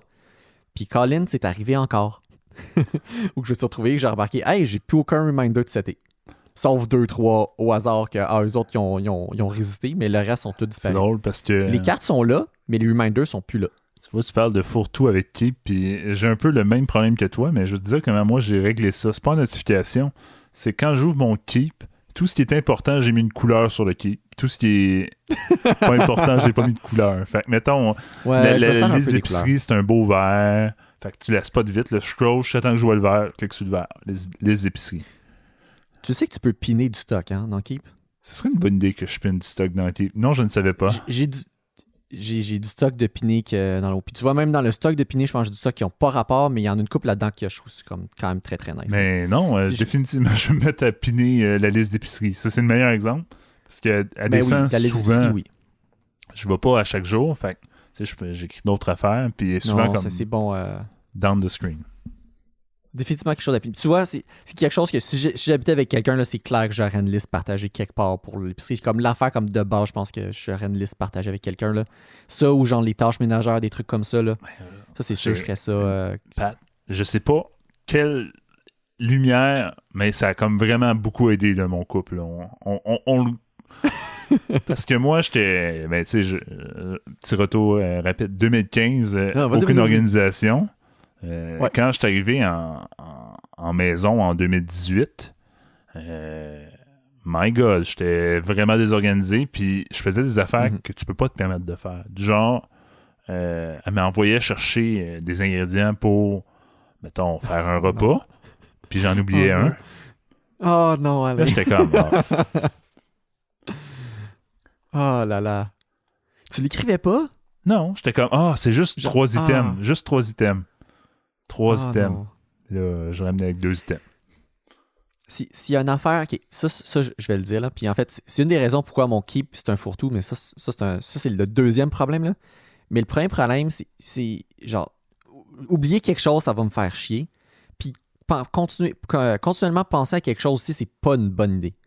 T'es vraiment mieux d'écrire tout ce qui se passe par la tête quelque part pour te libérer la tête de ces choses-là puis te passer à autre chose. Mais absolument. Puis en fait, je t'ai fait lire le même livre que j'ai lu puis que techniquement je suis comme à moitié rentré là-dedans, là, mais qui est le Getting Things Done, qui est un excellent livre d'ailleurs. Puis tu sais, un peu les concepts que j'applique, en tout cas les grandes lignes de ce concept-là, c'est pas mal ça que je vais appliquer. C'est d'ailleurs donc, de prendre ce qu'il en note, décrivait dans les premières pages, si ma mémoire est bonne, il disait... ouais. Genre, moi, je vous donne une méthode, mais vous pouvez vous en inspirer pour vous-même vous organiser une méthode qui fonctionne pour vous. On s'entend. Fait que, oui. Mais définitivement, pour moi, là, ça, d'écrire toutes les choses là, que tu as besoin de te rappeler là, ou que tu veux faire, whatever, écris-le. Ça sert à rien d'essayer de t'en rappeler. Tu dis que non, parce que tu vas juste bugger là-dessus ou tu risques d'en oublier anyway. C'est pas une bonne idée. De l'écrire, c'est la première chose à faire. Puis c'est pour ça que le calendrier, c'est comme génial pour ça, parce que pour tous les trucs qui sont fixés dans le temps, mais c'est pas dans ta liste de tâches. C'est un événement que tu vas le mettre dans le calendrier, puis that's it, puis il va être à la bonne place. Tu mets tes reminders, puis tu vas être vraiment content avec ça. Puis ça, c'est vraiment... Pour vrai, le calendrier, c'est tellement l'affaire qui fonctionne le mieux avec un device technologique. Tu as besoin de mettre une affaire dans 5 ans, tu peux le mettre dans 5 ans. Tu n'as pas besoin d'attendre d'avoir le calendrier de l'année puis de l'écrire quelque chose. Genre, je sais pas si t'as ça, toi, mais moi, j'ai genre un event en genre 2030, réunion primaire. Primaire, 6e année. Wow, non, je n'ai pas ça à l'air. Je trouve ça génial. Je pense que le seul affaire que j'ai vraiment loin dans le temps, dans mon calendrier, c'est j'ai une garantie prolongée avec mes électros, puis j'ai le droit à genre inspection gratuite, mais genre que j'ai le droit comme n'importe quand pendant la période que c'est couvert, mais évidemment, tu veux la faire à la fin. Mais évidemment, tu veux pas passer tout droit, mais j'ai un événement en calendrier qui me 3 mois d'avance là, avant la fin, quelque chose de même là, dans mon calendrier. Là. Puis, quand même, c'est clever. Le calendrier est vraiment clever pour ça, parce que l'ordi s'en rappelle. Exactement. Que le calendrier, ça fonctionne bien. Que pour revenir à Keep, c'est ça, le problème, puis ça, c'est la deuxième partie. Oui, c'est bien de tout écrire, de ce qui se passe par la tête, ce que tu as à faire. La deuxième étape, c'est d'aller le lire. Et là, le problème que j'ai, c'est que je suis rendu avec trop de garbage, comme je dis tantôt, dans mon Keep, et je ne prends pas le temps de le lire ou de faire le ménage comme je devrais faire. Puis là, ce que je suis supposé faire, c'est de prendre un moment, de m'asseoir et de passer au travers de tout, pour tout clean-up, organiser, puis comme enlever tout ce qui n'est pas bon, ou aller le sorter ou l'enregistrer ou ce que je veux, whatever, de sorte que dans le Keep, puis c'est le même que j'aurais voulu traiter mon Keep, puis c'est pour ça que je veux comme changer un peu mon affaire, que je m'en sers juste comme inbox, ou que c'est là que je mets les idées que j'ai, puis que j'envoie les tâches ou les autres trucs ailleurs par après. Puis c'est un peu ça que j'aimerais ça faire avec Todoist, en fait, c'est comme transférer complètement puis être mieux organisé.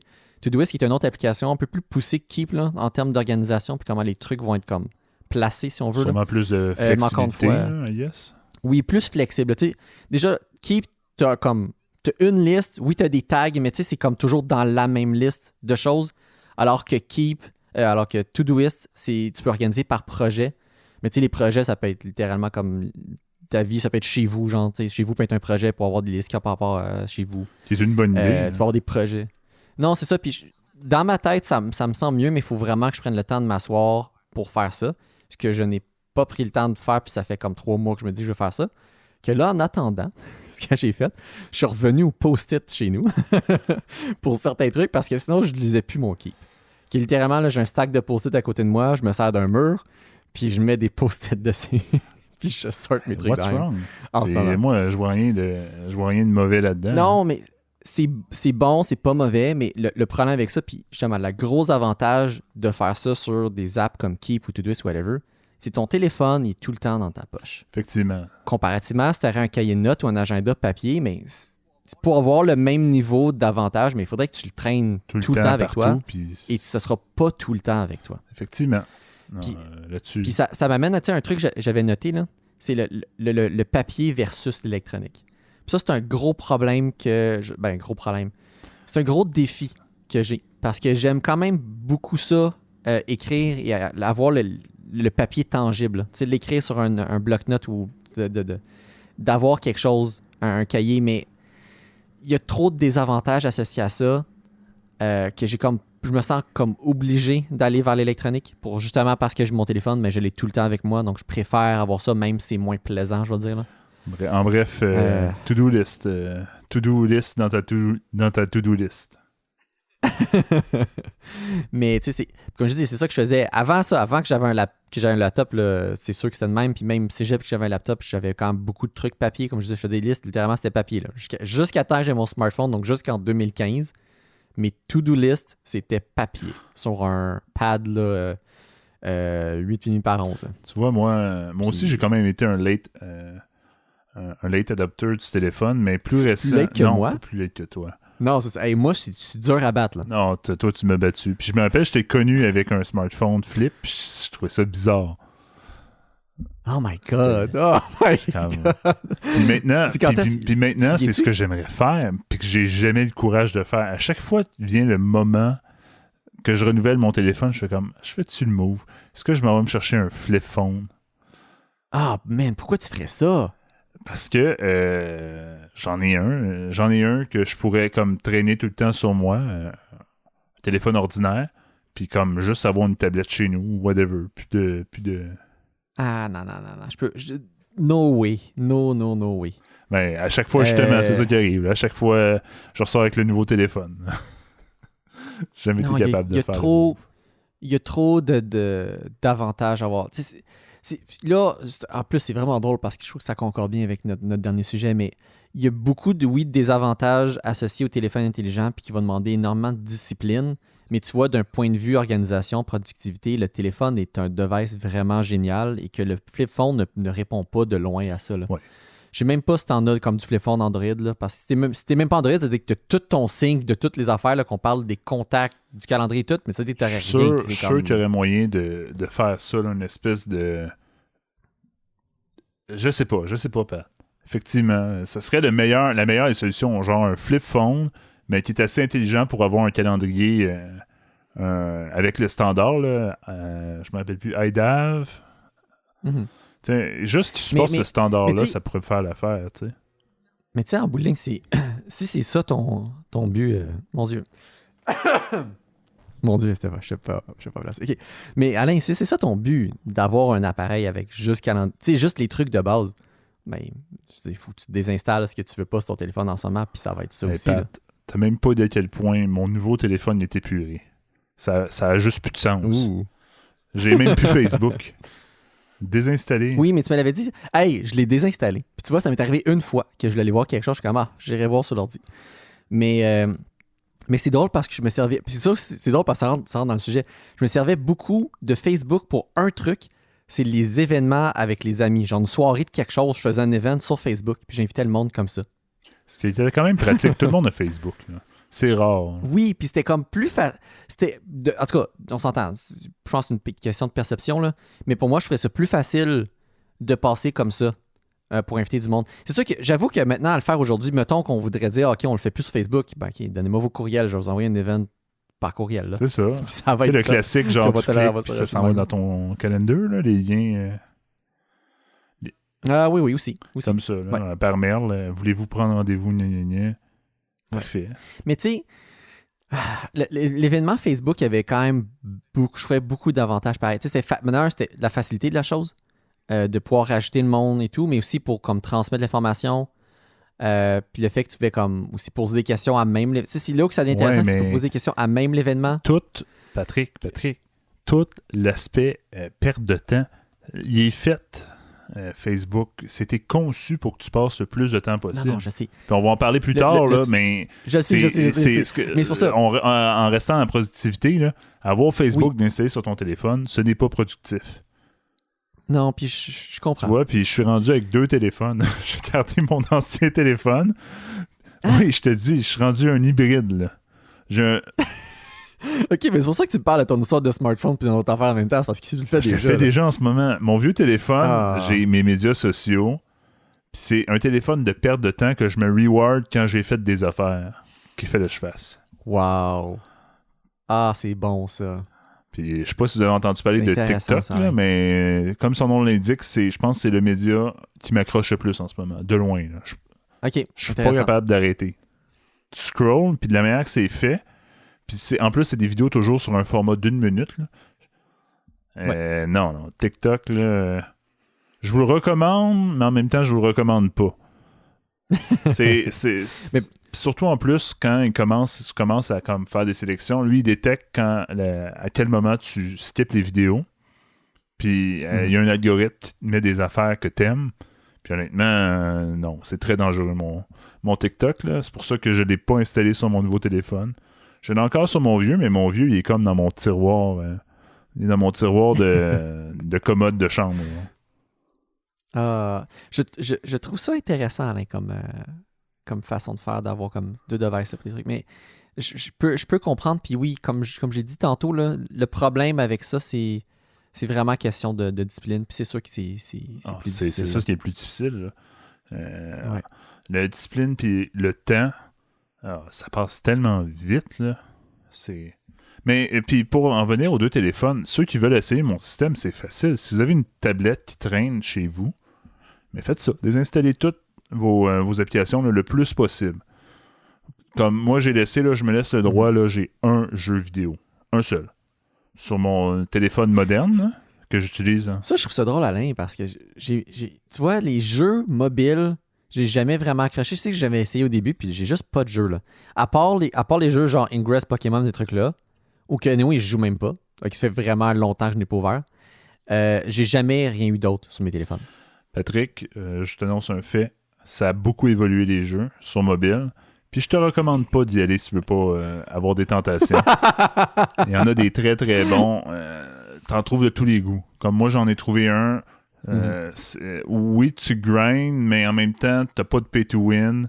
Puis ça va juste dans mes cordes, assez pour que j'aime ça. Puis que je veux jouer. Mais ça, j'ai pas. Et quand même, ma relation avec ce jeu-là est quand même saine. Là. C'est pas comme un. T'sais, une fois que j'ai joué 2, 3, mettons 5 parties, un temps de jeu de 20 minutes, mais là, je tenais. C'est pas comme Facebook ou TikTok, c'est des heures. Là. Puis, je vous invite ceux qui ont un peu de la misère à comprendre ou qui ont un bon moyen de comprendre l'ampleur du problème, s'il y a problème, c'est aller voir l'usage de votre batterie par application. Puis aller voir les temps d'écran. En tout cas, sur Android, c'est possible de le faire. Puis, mais sur Android, puis pour iOS aussi, là, ils ont Screen Time. Là, donc Screen Time, mais par application. C'est ça qui est intéressant. Ouais. Puis je suis sûr que c'est beaucoup plus que ce que vous pensez. Définitivement. Mais oui, c'est quelque chose à faire attention. Puis ouais, c'est pas quelque chose. Mais tu t'en sors bien avec le Facebook désinstallé, Patrick? Anyway, comme je te dis, avant, à part les événements, j'allais déjà plus sur mon wall. De toute façon, j'ouvrais pas Facebook. OK. Je l'ai ouvert. Le pire, c'est que je l'ai ouvert dans mes tables de Firefox. Je ne vais pas le voir. Je vais te poser une autre question qui tue. As-tu l'application Reddit sur ton téléphone? Ah oui, ben oui. En fait, j'ai un third party, j'ai pas l'application officielle, mais oui. Ça, en fait, si j'ai une perte de temps, c'est Reddit. 100%, là. Je m'en cache pas. Pour vrai, je ne vais rien voir d'autre. Je ne vois pas Facebook, pas Twitter, j'ai même pas Snapchat sur mon téléphone. Instagram est installé, je ne vais pas le voir.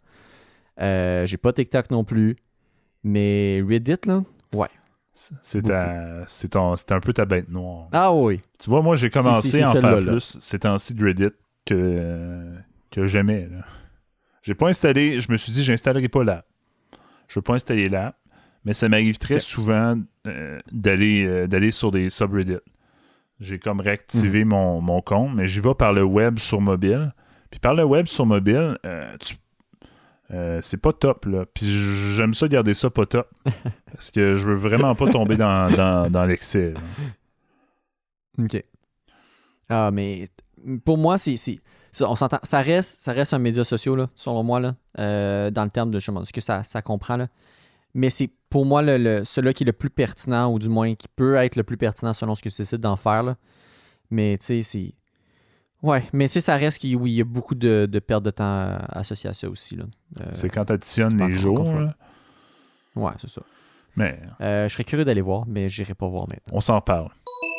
Patrick, on va passer sur notre devoir qu'on vous avait lancé à l'épisode 13. Donc, c'était le film The Social Dilemma, film disponible sur Netflix. Si ça vous tente de suivre un peu plus la conversation avec nous, on vous invite à pauser le podcast et aller écouter le film et nous revenir quand c'est fait. Comme... Oui, définitivement, vous allez être pas mal plus outillés pour comprendre et participer à la discussion si vous avez vu le documentaire / film. Donc, on va commencer par nos impressions générales. Qu'est-ce que tu en as pensé du film, Patrick? Moi, j'ai trouvé ça très intéressant. Comme je t'ai dit, je l'avais déjà vu. J'étais le re-regarder pour me remettre ça frais en mémoire. Et j'ai trouvé ça très intéressant comme film. Aussi, une approche qui est particulière dans le sens que c'est une espèce de... C'est à la fois un documentaire et de la fiction. Absolument. Mais j'ai trouvé ça très intéressant comme façon de faire. Puis le sujet aussi... oh my God. Le sujet, on va rentrer dedans. Mais ouais, sujet... on est vraiment dans une situation particulière. Puis ça montre quand même... Tu sais, tu as cherché, je pense, les bonnes personnes pour parler de tout ça. Des gens du milieu, des gens qui sont soit bien placés pour donner leur opinion là-dessus aussi. Puis oui, c'est... Ouais, on est dans une situation assez particulière si on prend le temps d'observer ça. Puis je suis content de l'avoir vu. Puis oui, c'est quelque sorte inquiétant. Là. Tu vois, moi, de mon côté, encore une fois, je vais relever le mélange entre le documentaire et la fiction. Moi, ça m'a énervé, au plus haut point. Mais j'ai compris pourquoi il le faisait de ce sens-là. Moi, voici mon analyse. Là, ce que j'en comprends, là, c'est ils ont fait ça un peu pour le rendre moins lourd, le film. Rendre une approche plus mainstream, j'ai l'impression. Okay. Puis sinon, s'il y avait juste eu les acteurs du milieu qui en parlent, sans histoire un peu... ça, c'est comme la chair autour de l'os, là... c'est justement les intervenants qui viennent, puis en même temps, tu as comme cette histoire-là un peu pour comme te montrer ou te schématiser un peu plus. Tu sais, j'ai pas tout détesté là, de la fiction. Là. J'ai beaucoup aimé l'espèce de pantin là, qui se faisait contrôler par les 3 dudes. Là. Ça, j'ai aimé ça. J'ai adoré ça, mais c'est tout l'autre aspect là, avec le dude qui se radicalise. Là, j'étais comme, je sais que c'est ça que ça fait. Là. Pas besoin de le montrer. C'est intéressant. Ben, tu vois, ta réaction est un peu celle que notre ami Dominique a eue quand il m'en avait parlé. Là. Il m'avait dit justement qu'il n'avait pas aimé cet aspect-là du truc. Puis je le comprends. Je dis pas que j'aime ça, mais je trouvais ça, genre, je vais dire, original ou intéressant comme façon d'illustrer le point un peu. Là. Au lieu d'aller prendre, mettons, des faits réels, mais d'avoir comme... Cette histoire-là fictive. Scénarisé un peu, là. On rit, mais... On rit pas du tout, là, mais c'est inspiré, je suis sûr, de faits vécus où c'est une histoire qui aurait pu être faite. Pour moi, il n'y a rien... Il n'y a rien d'irréel là-dedans. Là. Pour moi, on reste dans le domaine du plausible. Oui. On s'entend, le timeline commence à s'évoquer, puis que toutes ces choses-là se passent, mettons, par la même famille. Ça, c'est probablement plus de la fiction, mais tous ces éléments-là pris individuellement sont 100% réalistes. Absolument. Pour moi, il n'y a pas de fiction là-dedans autre que l'histoire elle-même est fictive. Oui, absolument. Puis, tu sais, shout-out à la fin, quand la sœur va le rejoindre, puis ils se font arrêter les deux. Moi, ça me fait penser à des scènes du printemps étudiant. Parce que j'ai déjà vu ça, des manifestations, que moi, je me suis sorti de la manifestation parce que je sentais que ça allait tourner mal. Puis 2 coins de rue plus tard, ils se sont fait mettre en souricière. Là. Donc, en souricière, c'est que tu rentres dans un bout de rue, puis la police te ferme derrière toi, puis il arrête tout le monde. Puis elle t'attend devant aussi. Là. Tu peux plus t'en sortir. Mais ça c'était des choses qui étaient évidentes. Là, aussitôt qu'il y avait des casseurs ou des débordements, là, pour moi, c'était un gros red flag là, pour le dire en anglais, là, puis je partais tout de suite.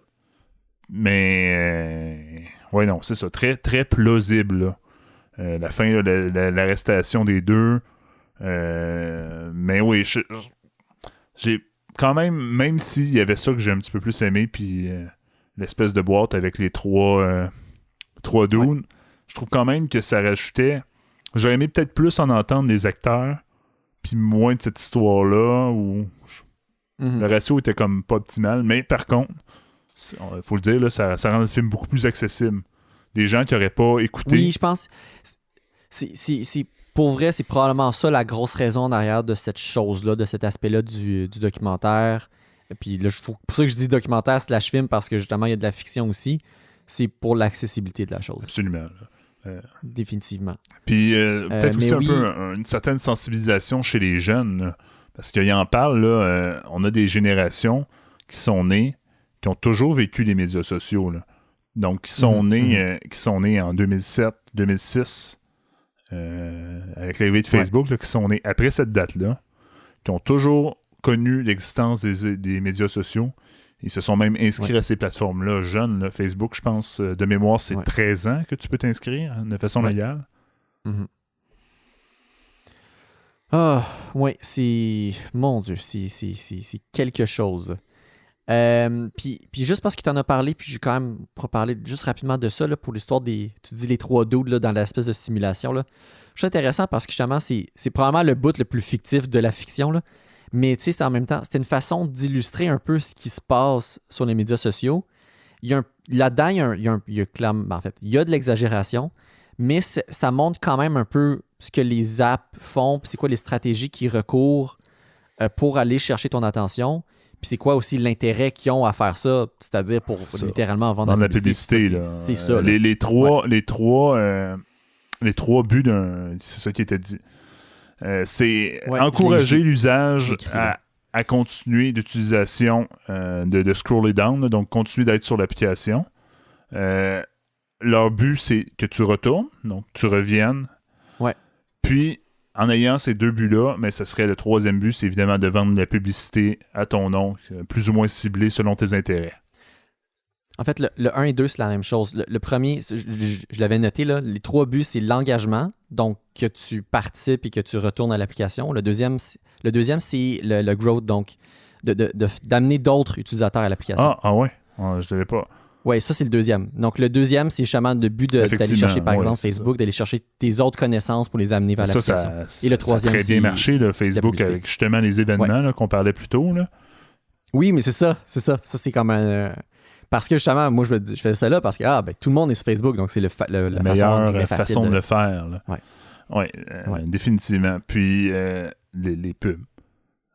Évidemment. Oui, exactement. Le troisième. Tu vois, moi, ce que j'ai trouvé très intéressant, c'est que je trouvais que c'était une des meilleures façons d'expliquer à la population c'est quoi un peu l'intelligence artificielle ou les algorithmes, du moins. Là. Oui. Mais je trouve que ça reste... Ça, je dis, c'est le bout exagéré parce que justement, c'est pas comme ça que ça se passe, mais c'est une bonne illustration. Mais le résultat au final est très similaire à la simulation qu'il donnait. Là. C'est-à-dire, te push la prochaine affaire qui va te faire rester le plus longtemps possible sur l'app. L'affaire qui te... Puis c'est pour ça que la majorité des applications optent pour des algorithmes qui vont pousser le contenu le plus intéressant en premier et non dans un ordre chronologique. Au début, ces applications-là, surtout Twitter était critiqué pour ça, là. Les applications étaient chronologiques. Le contenu que tu voyais, c'était le dernier qui était publié. Puis ils ont changé en utilisant les algorithmes pour aller chercher le contenu qui suscitait le plus de réactions ou de partage ou de whatever. Parce que c'est ça qui va amener les gens à les rester puis à consulter davantage. Puis à rester, c'est ça. À utiliser la plateforme, là, définitivement. Ouais, exactement. Mais tu sais, déjà au début, on parle de design éthique, là, donc on parle de Gmail puis des courriels, puis juste de comment c'est fait, puis comment toute la pensée derrière, là, l'équipe d'ingénieurs qui décide un design pour tout le monde, toute la population. C'est quand même fou, là. Ouais. Puis tu sais, j'essaie de reprendre à partir du début, en fait, là. Donc, pour juste revenir au début, les choses, première chose qui sont mentionnées, en fait, c'est un peu répondre à la question, donc c'est quoi les problèmes? Donc, on parle de data privacy, l'histoire de toutes les fake news, la polarisation, puis les élections qui ont été hackées, qui est revenu cette année d'ailleurs aussi. Dans les thèmes, mais pas de la même façon. Mais donc, c'est tous ces thèmes-là qui nous ont un peu lancés dans cette discussion-là. Puis oui, après ça, on parler comment le produit est fait pour nous rendre addictifs. Absolument. Puis c'est un peu ça que tu décrivais avec Facebook, avec TikTok, puis moi-même avec Reddit aussi, où que les produits, justement, les trucs qui sont publiés là-dessus ne sont pas en ordre chronologique, vont être vraiment en ordre de popularité. Mis en ordre de popularité.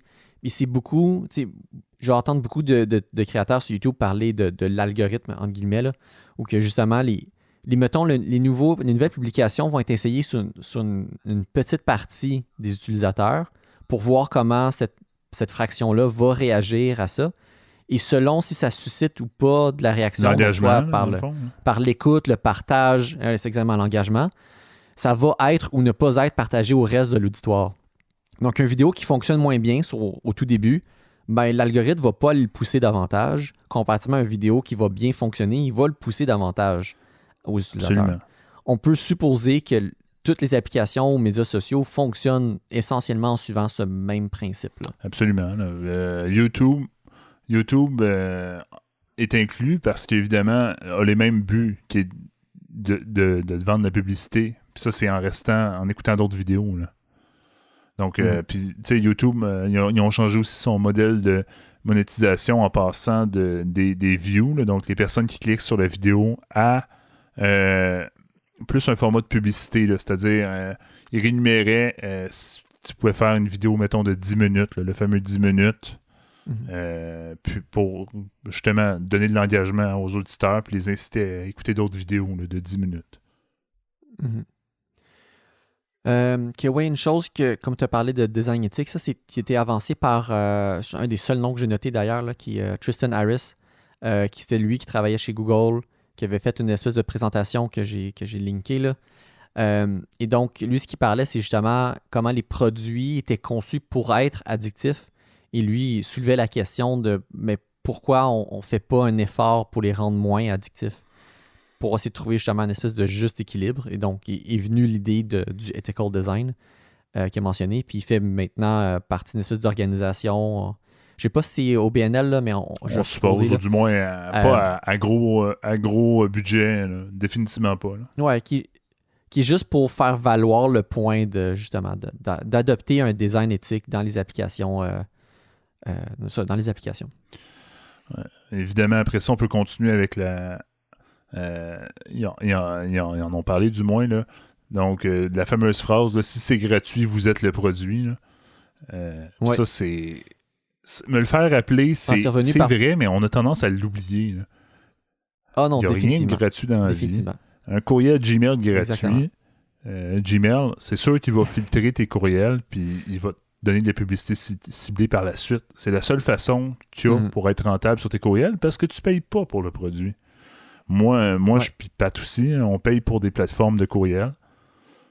Non, c'est pas vrai pour moi. Moi, j'utilise aussi Gmail puis ça me coûte rien. Ouais. Mais bref.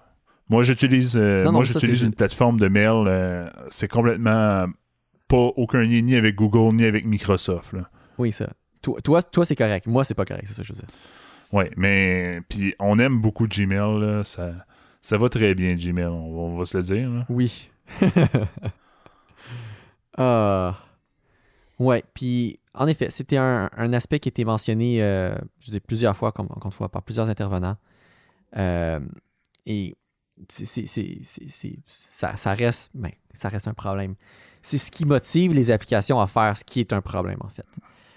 Puis tu vois, un des aspects que j'ai noté par après, toutes ces applications-là et ces services-là vont compétitionner pour obtenir ton attention. Puis c'est ça le but au travers de tout ça, de toutes ces tactiques-là pour susciter ton engagement, mais c'est pour garder ton attention.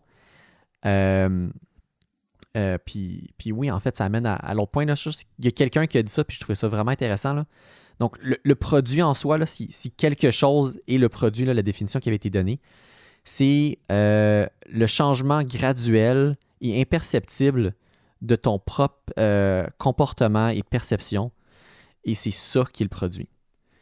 Donc, c'est des applications qui essaient au travers justement des publicités puis du contenu qui vont t'amener à, sans que tu t'en rends compte, de changer soit ton comportement ou de changer tes points de vue. Absolument. Puis c'est un peu ça qu'on a vu. On a parlé l'histoire du hack des élections, mais c'est essentiellement ça. C'est tout du contenu qui a été, je vais dire le mot en anglais, qui a été groomé pour, en bout de ligne, changer ton point de vue sur quelque chose, se faire adopter un point de vue. Absolument. Puis ça aussi, ça me fascine aussi. On parle du changement, mais toutes ces compagnies-là, là, comment ils vont mettre leur système à jour, là, c'est pertinent. Là. C'est-à-dire qu'ils vont commencer à mettre une interface pour certains utilisateurs. Ils vont voir le feedback, ils vont faire des modifications, ils vont essayer sur un autre groupe d'utilisateurs. Ils ont tellement un large bassin d'utilisateurs qu'ils peuvent se permettre de faire des essais de masse sur plusieurs groupes, plusieurs échantillonnages pour trouver la parfaite façon de gagner ton attention. Ouais. C'est ce qu'on appelle du A/B testing. Là. C'est un peu en fait ce que j'expliquais avec l'histoire de YouTube tantôt, mais tu as autant d'un point de vue de l'algorithme elle-même, puis ça, l'algorithme peut le faire littéralement d'elle-même, mais aussi du point de vue, mettons, du design de l'interface, ces choses-là. Ben, tu fais un changement, mais que tu n'es pas sûr, tu peux opter pour différentes options, puis voir celle qui performe mieux, puis qui obtient les meilleurs résultats en poussant différentes versions à différents utilisateurs. Non, c'est vraiment intéressant. Mm-hmm. Et donc, c'était dit en bout de ligne, tout ce que tu fais dans les applications, tout ce que tu regardes va être tracké par ces applications-là. Du moins, toutes les grandes applications vont être capables de faire comme tracking, ils vont le faire. Parce que le data, il y a un terme pour ça maintenant, on appelle ça le big data. Là. Puis, c'est pas juste quelque chose. Là. C'est rendu vraiment utilisé par les très grandes compagnies. Là. Puis ça, c'est pour essayer d'aller chercher puis améliorer leur service toujours en permanence. Là. Oui. Puis tu vois, en fait, ça, c'est bon que tu parles de ça parce que justement, un des aspects qui est super intéressant de ça, puis c'est une des choses qui est un peu traite ou mal expliquée dans le public, tu sais, qu'on n'arrête pas de dire, mais les applications, ils vendent ton data. Les applications, les services des applications n'ont aucun intérêt à vendre le data. Le data, ils ont tout intérêt à le garder pour eux. Mais ce qu'ils vont faire avec ces data-là, c'est de faire des modèles qui sont super précis et qui sont bons à prédire le comportement des utilisateurs. Et c'est ça qui a une valeur et c'est ça qui est vendu aux agences Puis de publicité. On peut faire un exemple concret parce qu'on l'a vu nous autres. Moi, je ne l'ai pas testé personnellement, mais je ne sais pas si tu te rappelles, Pat, au LAN, justement, le fameux LAN en 2013 qu'on avait fait au cégep de Montmorency. Mais on avait fait de la publicité, me semble. Puis on était capable de le range de pub, c'était pour des étudiants à Montmorency. Tu pouvais comme être beaucoup trop précis sur ton ciblage publicitaire. On l'avait, de mémoire, on ne l'avait pas fait, mais on l'avait regardé. Puis oui, c'était assez fou. Surtout Facebook, là, parce que comparativement, mettons, à Google, Google va avoir des données, mettons, plus imprécises par ça, mais Facebook, tu as un profil, tu as ton âge, tu as ton nom, ton adresse, ta vie. Tu sais, toutes les informations de toi sont rentrées, sont connues de Facebook parce c'est ça. Donc, Facebook, si tu veux faire une publicité à quelqu'un de super précis, mais tu veux un homme en tel âge, qui habite à telle ville, qui a liké telle et telle page, ou du moins qui aime ces sujets-là, qui va à telle école, ben on peut le faire, là. Ultra précis. Facebook va te dire, bon, mais selon les critères que tu as rentrés, ça va matcher, je sais pas, il y a 10 000 personnes qui matchent à ça, puis selon l'argent que tu donnes, mais on va l'afficher un pourcentage de ces gens-là pendant telle période de temps. Et c'est super précis à ce point-là. Et c'est complètement fou que tu peux cibler aussi précisément. Mais Google aussi, c'est assez intéressant. Je vais regarder si c'est disponible, mais il y avait un endroit où est-ce que tu pouvais aller voir ton profil. Je ne sais pas si c'est disponible au Canada, là, mais dans le fond, tout ce que Google pensait savoir sur toi. Puis... Oui, parce que Google va y aller, comparativement à Facebook, Google va devoir plus guesser selon tes activités. Puis, mettons, je te dis, les courriels, les recherches que tu as faites, les vidéos que tu regardes. Donc, Google va construire un profil, mais selon ce qu'il observe.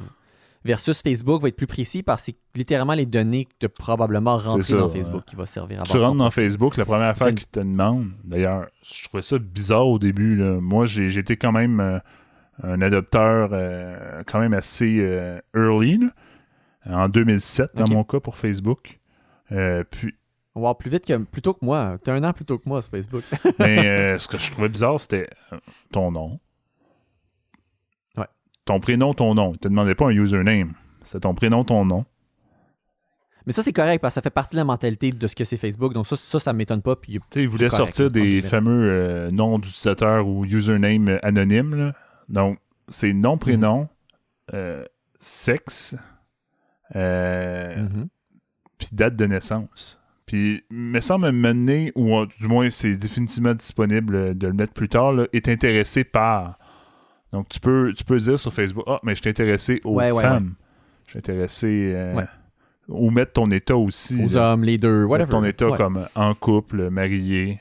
Ah, mais pour vrai, là, les options au niveau de ton profil, entre guillemets, là, sont énormes. Là, le data que tu peux mettre là-dedans, que tu peux volontairement rentrer là-dedans. Là. You're the product. C'est ça. Donc, ils veulent le savoir. Ils te laissent la possibilité de le marquer. Puis, maintenant, ils mettent même... Tu sais, il faisait un petit clin d'œil sur les notifications, justement, de en couple. Mais moi-même, j'en ai ressenti une certaine fierté, là. Parce que on dirait qu'avec dans mon cas, ça a été comme mon premier amour, là, j'étais comme fier de le mettre sur Facebook. J'avais une sorte de fierté de comme montrer à tout mon cercle d'amis, regardez, je suis en couple, j'ai réussi. Whatever, là. Non, mais je comprends. Sans pouvoir l'expliquer, je comprends parfaitement ce que tu veux dire. Tant mieux si j'étais clair. Là. Oh, oui. Mais c'est ça, après ça, expliquer genre d'où est-ce que vient cette envie ou ce besoin de le mettre sur Facebook. Je pense pas que Facebook, c'est le bout important là-dedans, c'est plus le besoin de le montrer aux autres. C'est sans compter toute la culture des likes. On parlait pour un peu boucler la boucle avec ce que j'ai dit. Mais un des posts que j'ai eu le plus de likes, c'était comme... Parce que j'ai commencé, pour me rendre à mon chiffre de don de sang, j'ai commencé à 18 ans. Puis j'ai vraiment donné de façon... surtout au début, là, j'étais timé. Là. Je prenais mon rendez-vous à même le don de sang dans comme la date que je pouvais... pour te donner une idée. Là. Mais mon poste le plus populaire... C'est ça, on va venir... pourquoi je parle de ça, là. Mon poste le plus populaire, c'était un poste où est-ce que, genre, très tôt, j'ai eu, genre, 50 dons de sang. Mais c'est une affaire qui n'avait pas de sens. Là. Genre, j'ai eu mon 50 dons de sang à, genre, 19 ans. Là. Une niaiserie comme ça, 19 ou 20 ans. Ouais. Mais j'avais été chercher full de likes parce que mon socle d'amis était quand même très jeune. Puis, j'ai comme un peu senti cet attrait-là là, au like. C'est le fun. Genre, te connecter. Puis, de la manière que c'est fait, les notifications, là. T'as un post, tel utilisateur a liké ton post, tel utilisateur a liké ton post, tu cliques là-dessus, tu vas voir, mais puis en plus, c'est pas genre des milliers, là. On parle de, je pense qu'il y a genre 30 likes. Puis là, j'étais comme, oh shit! Sans le rush d'adrénaline, là. Ah, mais c'est fou. Puis oui, je comprends ce que tu... Puis écoute, ça fait longtemps que je n'ai pas fait de trucs. C'est rare que je... Ça, c'est plutôt rare aujourd'hui que je vais publier du contenu. Mais je sais d'où c'est que ça vient. Puis oui, en effet. Ce renforcement positif-là que tu as justement, surtout quand tu partages toi du contenu puis que tout le monde va aller commenter ou liker ce contenu. Tu l'as avec Reddit, là, ça s'appelle le karma. Ouais. Oui, puis comme je te dis, mais je le dis, je participe très peu. Je suis surtout très passif au travers de mon Reddit, là, parce que mon activité Reddit, c'est beaucoup de consommation de contenu. Donc, je vais lire, je vais regarder, mais je vais très peu commenter, je vais très peu publier moi-même. Mais ça, on le voit plus aussi avec peut-être la jeunesse féminine sur Instagram. Là. La compétition des likes, c'était tellement un problème d'ailleurs que Facebook, qui a sous son contrôle Instagram, là, ils ont enlevé le nombre de likes. Fait que tu peux plus voir sur Instagram combien de likes tu as eu sur ta photo. Ça, c'est un peu pour aider. Tu vois, ça, je trouve que c'est un très bon changement. Là. Fait que tu as cette affaire-là de ton côté à toi, mais c'est plus rendu public comme c'était avant. Là. Ma photo XY, elle a eu 10 000 likes pour les jeunes filles. Puis il y avait toute une histoire derrière ça là, avec les chirurgies. Je pourrais vous linker une interview super intéressante faite par Rad. sur la culture avec Instagram, là, puis la pression de beauté. Là. C'est une très bonne chose s'il a enlevé ça, bref.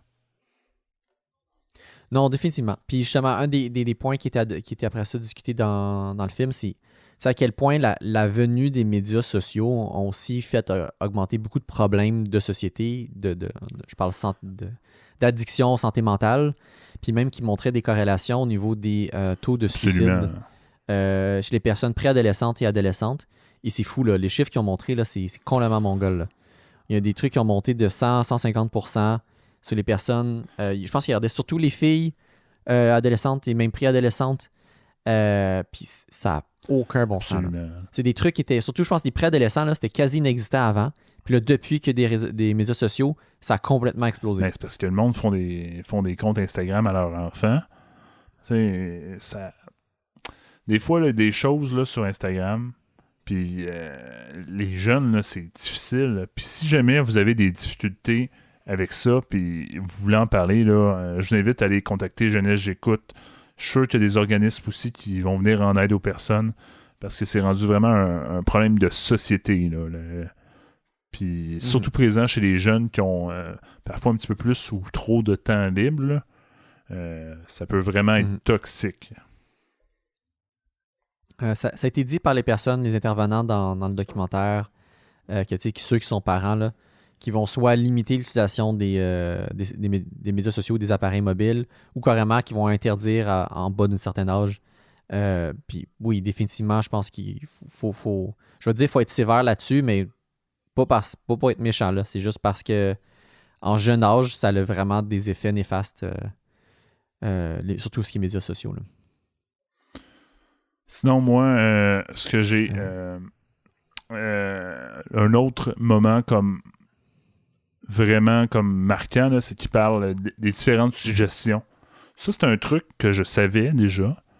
Mais Google est excellent pour avoir des résultats ciblés selon ce que tu as envie de savoir. Ça, c'est...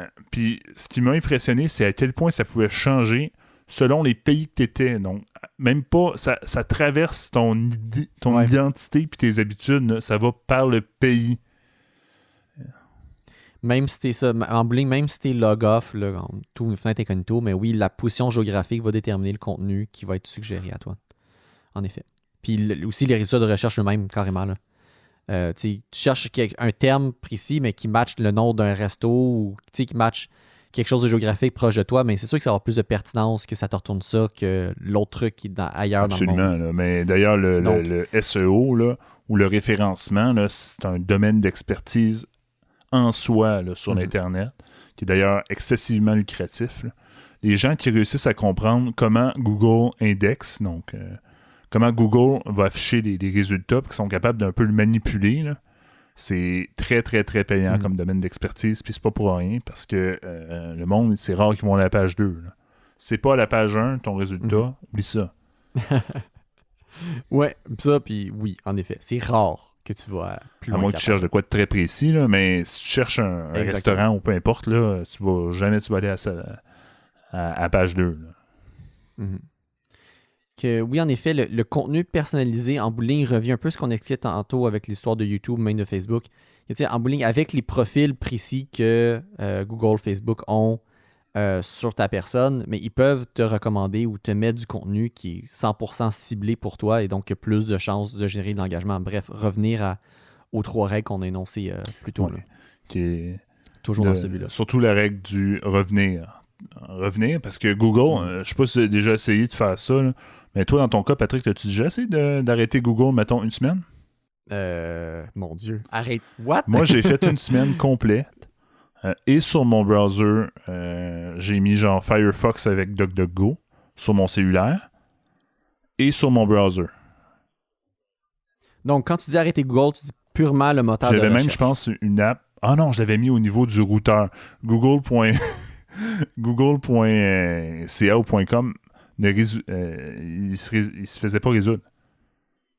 J'avais mis une règle dans mon routeur, là, puis j'ai fait une semaine sans Google, juste avec DuckDuckGo.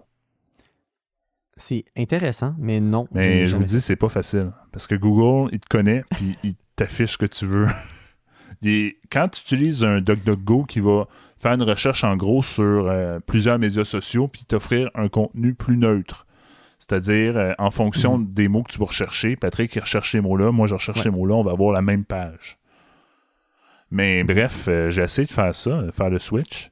Et non, je n'ai pas trippé. J'avais vraiment hâte que ça finisse cette semaine. Puis c'est drôle que tu sais ça, parce que c'est une affaire que je pense que je t'ai déjà dit un peu, mais bref. C'est une affaire que je fais justement pour essayer d'avoir des résultats un peu plus neutres. Puis encore là, c'est faux, là. Mais je fais toujours mes recherches Google dans du incognito. Justement parce que je veux pas involontairement influencer, mettons, mon profil ou whatever de mes trucs, que j'essaie toujours comme... Puis même, tu sais, je dis ça, je devrais faire ça pour les trucs que justement que je veux pas laisser trace, je veux pas que ça influence, mettons, la pub que je vais recevoir, mais je le fais généralement pour tout le temps. Que j'ai l'habitude de tout le temps ouvrir du incognito. Quand je fais de la recherche comme ça, je peux mais tout peut-être closer, que si justement parce que tu fais ça, ça sera moins difficile de passer sur DuckDuckGo que moi, là. Moi, j'ai vraiment... je tripais pas, là.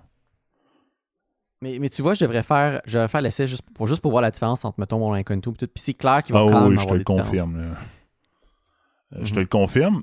On le voit, un des meilleurs exemples, c'est... moi, je suis jamais connecté sur YouTube, mais on est plusieurs tech à avoir le même point de sortie, là, donc la même IP publique avec le VPN. Puis l'algorithme YouTube, sur les front pages de YouTube, là, c'est n'importe quoi, là. Puis il change souvent, mais c'est en fonction de l'IP. Non, c'est... Ah, mais un YouTube... Hey, même moi, là, j'ouvre un YouTube en incognito, là. La front page de YouTube, c'est du garbage, first. Puis ça prend pas, là, tu regardes un vidéo, là, et la front page change complètement. Ça me fait tellement rire de voir ça, mais c'est 100% ça, là. C'est incroyable. Alain, pour rapper un peu, juste pour finir un peu vers la fin du film documentaire, là. Donc, on va parler un peu, ils vont aborder après ça le sujet des tout ce qui est théorie conspirationniste. Puis justement, là, le fait que ça va amener de la division, que ça va amener des biais vers de la fausse information, puis de la radicalisation aussi que tu as mentionné au début. Ils ont quand même été larges, mais ça reste que... Le message était pertinent. Toutes les applications puis les médias sociaux vont, à cause du principe de contenu personnalisé, mais ça va t'amener à être dans une bulle et rester toujours dans cette bulle-là. Absolument. Oui, ta bulle à toi. Là. Puis il montre très bien là, avec la radicalisation du jeune. Comme lui, dans son feed, puis ce qu'il voyait, ça lui donnait raison. Puis c'est ça le danger. Hein. J'ai trouvé ça drôle. En plus, d'ailleurs, le parti, ou du moins le truc fictif qu'ils ont choisi là, comme l'organisme, c'est comme je pense que c'était Extreme Center, quelque chose comme ça. Un peu d'humour dans le nom. Des extrémistes centristes, là, ça me fait rire un peu. Bref, c'est très imagé, mais bref, comme ça, le film ne prend pas de position d'un bord ou de l'autre. Là. Mais c'était très, très intéressant. C'était un clin d'œil, je trouvais ça très drôle, en fait. Mais ça reste que l'illustration, en effet, c'est 100% ça. Là. Ah non, c'est magnifique là-dessus. Ils ont mentionné certains des trucs qu'on connaît là, les Flat Earth, Pizzagate, le 5G, Coronavirus, qui étaient tous des trucs qui ont eu de la conspiration puis qui en ont encore d'ailleurs là-dessus. Puis c'est pas facile. Puis vraiment, tu sais, on retourne sur un des points du début, là, mais la polarisation, là, il en parle beaucoup dans le documentaire, puis c'est vrai que c'est ça que ça fait. Là. Ouais. C'est-à-dire que les républicains sont de plus en plus républicains, là, donc de plus en plus à droite, et les démocrates sont de plus en plus à gauche. Puis il n'y a plus de... entre partis, il y a beaucoup moins de compromis. Comme il y en avait avant, là, par le passé. Non, ça divise davantage parce que justement, tu restes tout le temps dans ta bulle, puis ça te mêle pas, ça fait l'inverse de te mêler à tout. Puis c'est vraiment un problème d'un point de vue démocratique. Aux États-Unis, c'est tellement... On l'a vu partout dans le monde et on continue de le voir, la montée des partis et des partis populistes en pouvoir. Et c'est définitivement dangereux. On est rendu à un point que les médias sociaux ont un tel impact que ça impacte notre vie, ça impacte notre démocratie, puis c'est dangereux. Là-dessus, je te le cacherai pas. Puis pour tourner aux États-Unis, une des choses qui est terrible, c'est que vu que il y a tant de polarisation, si le président en place n'a pas la Chambre et le Congrès, non, la Chambre des représentants et le Sénat qui sont de la même couleur que le président, mais ça stalle. Mhm.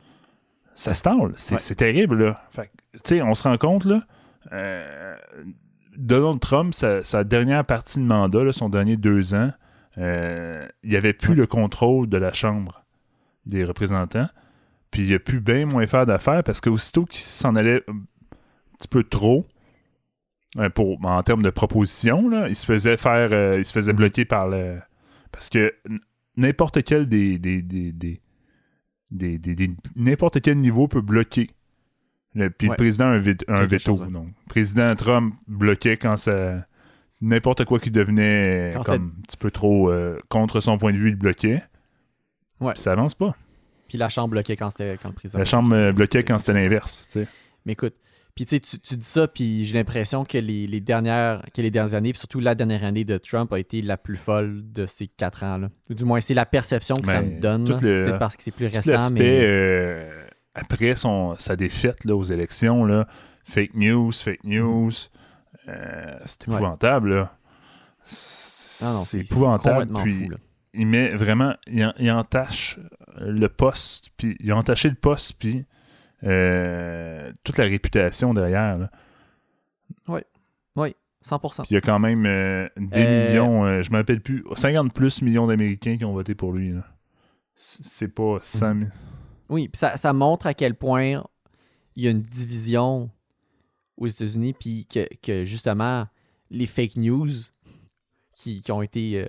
surtout, c'est très ironique que ce soit le président qui a popularisé ce terme-là, mais bref, que les fake news ont fait en sorte que ça l'a davantage causé cette division puis creuser l'écart. Là.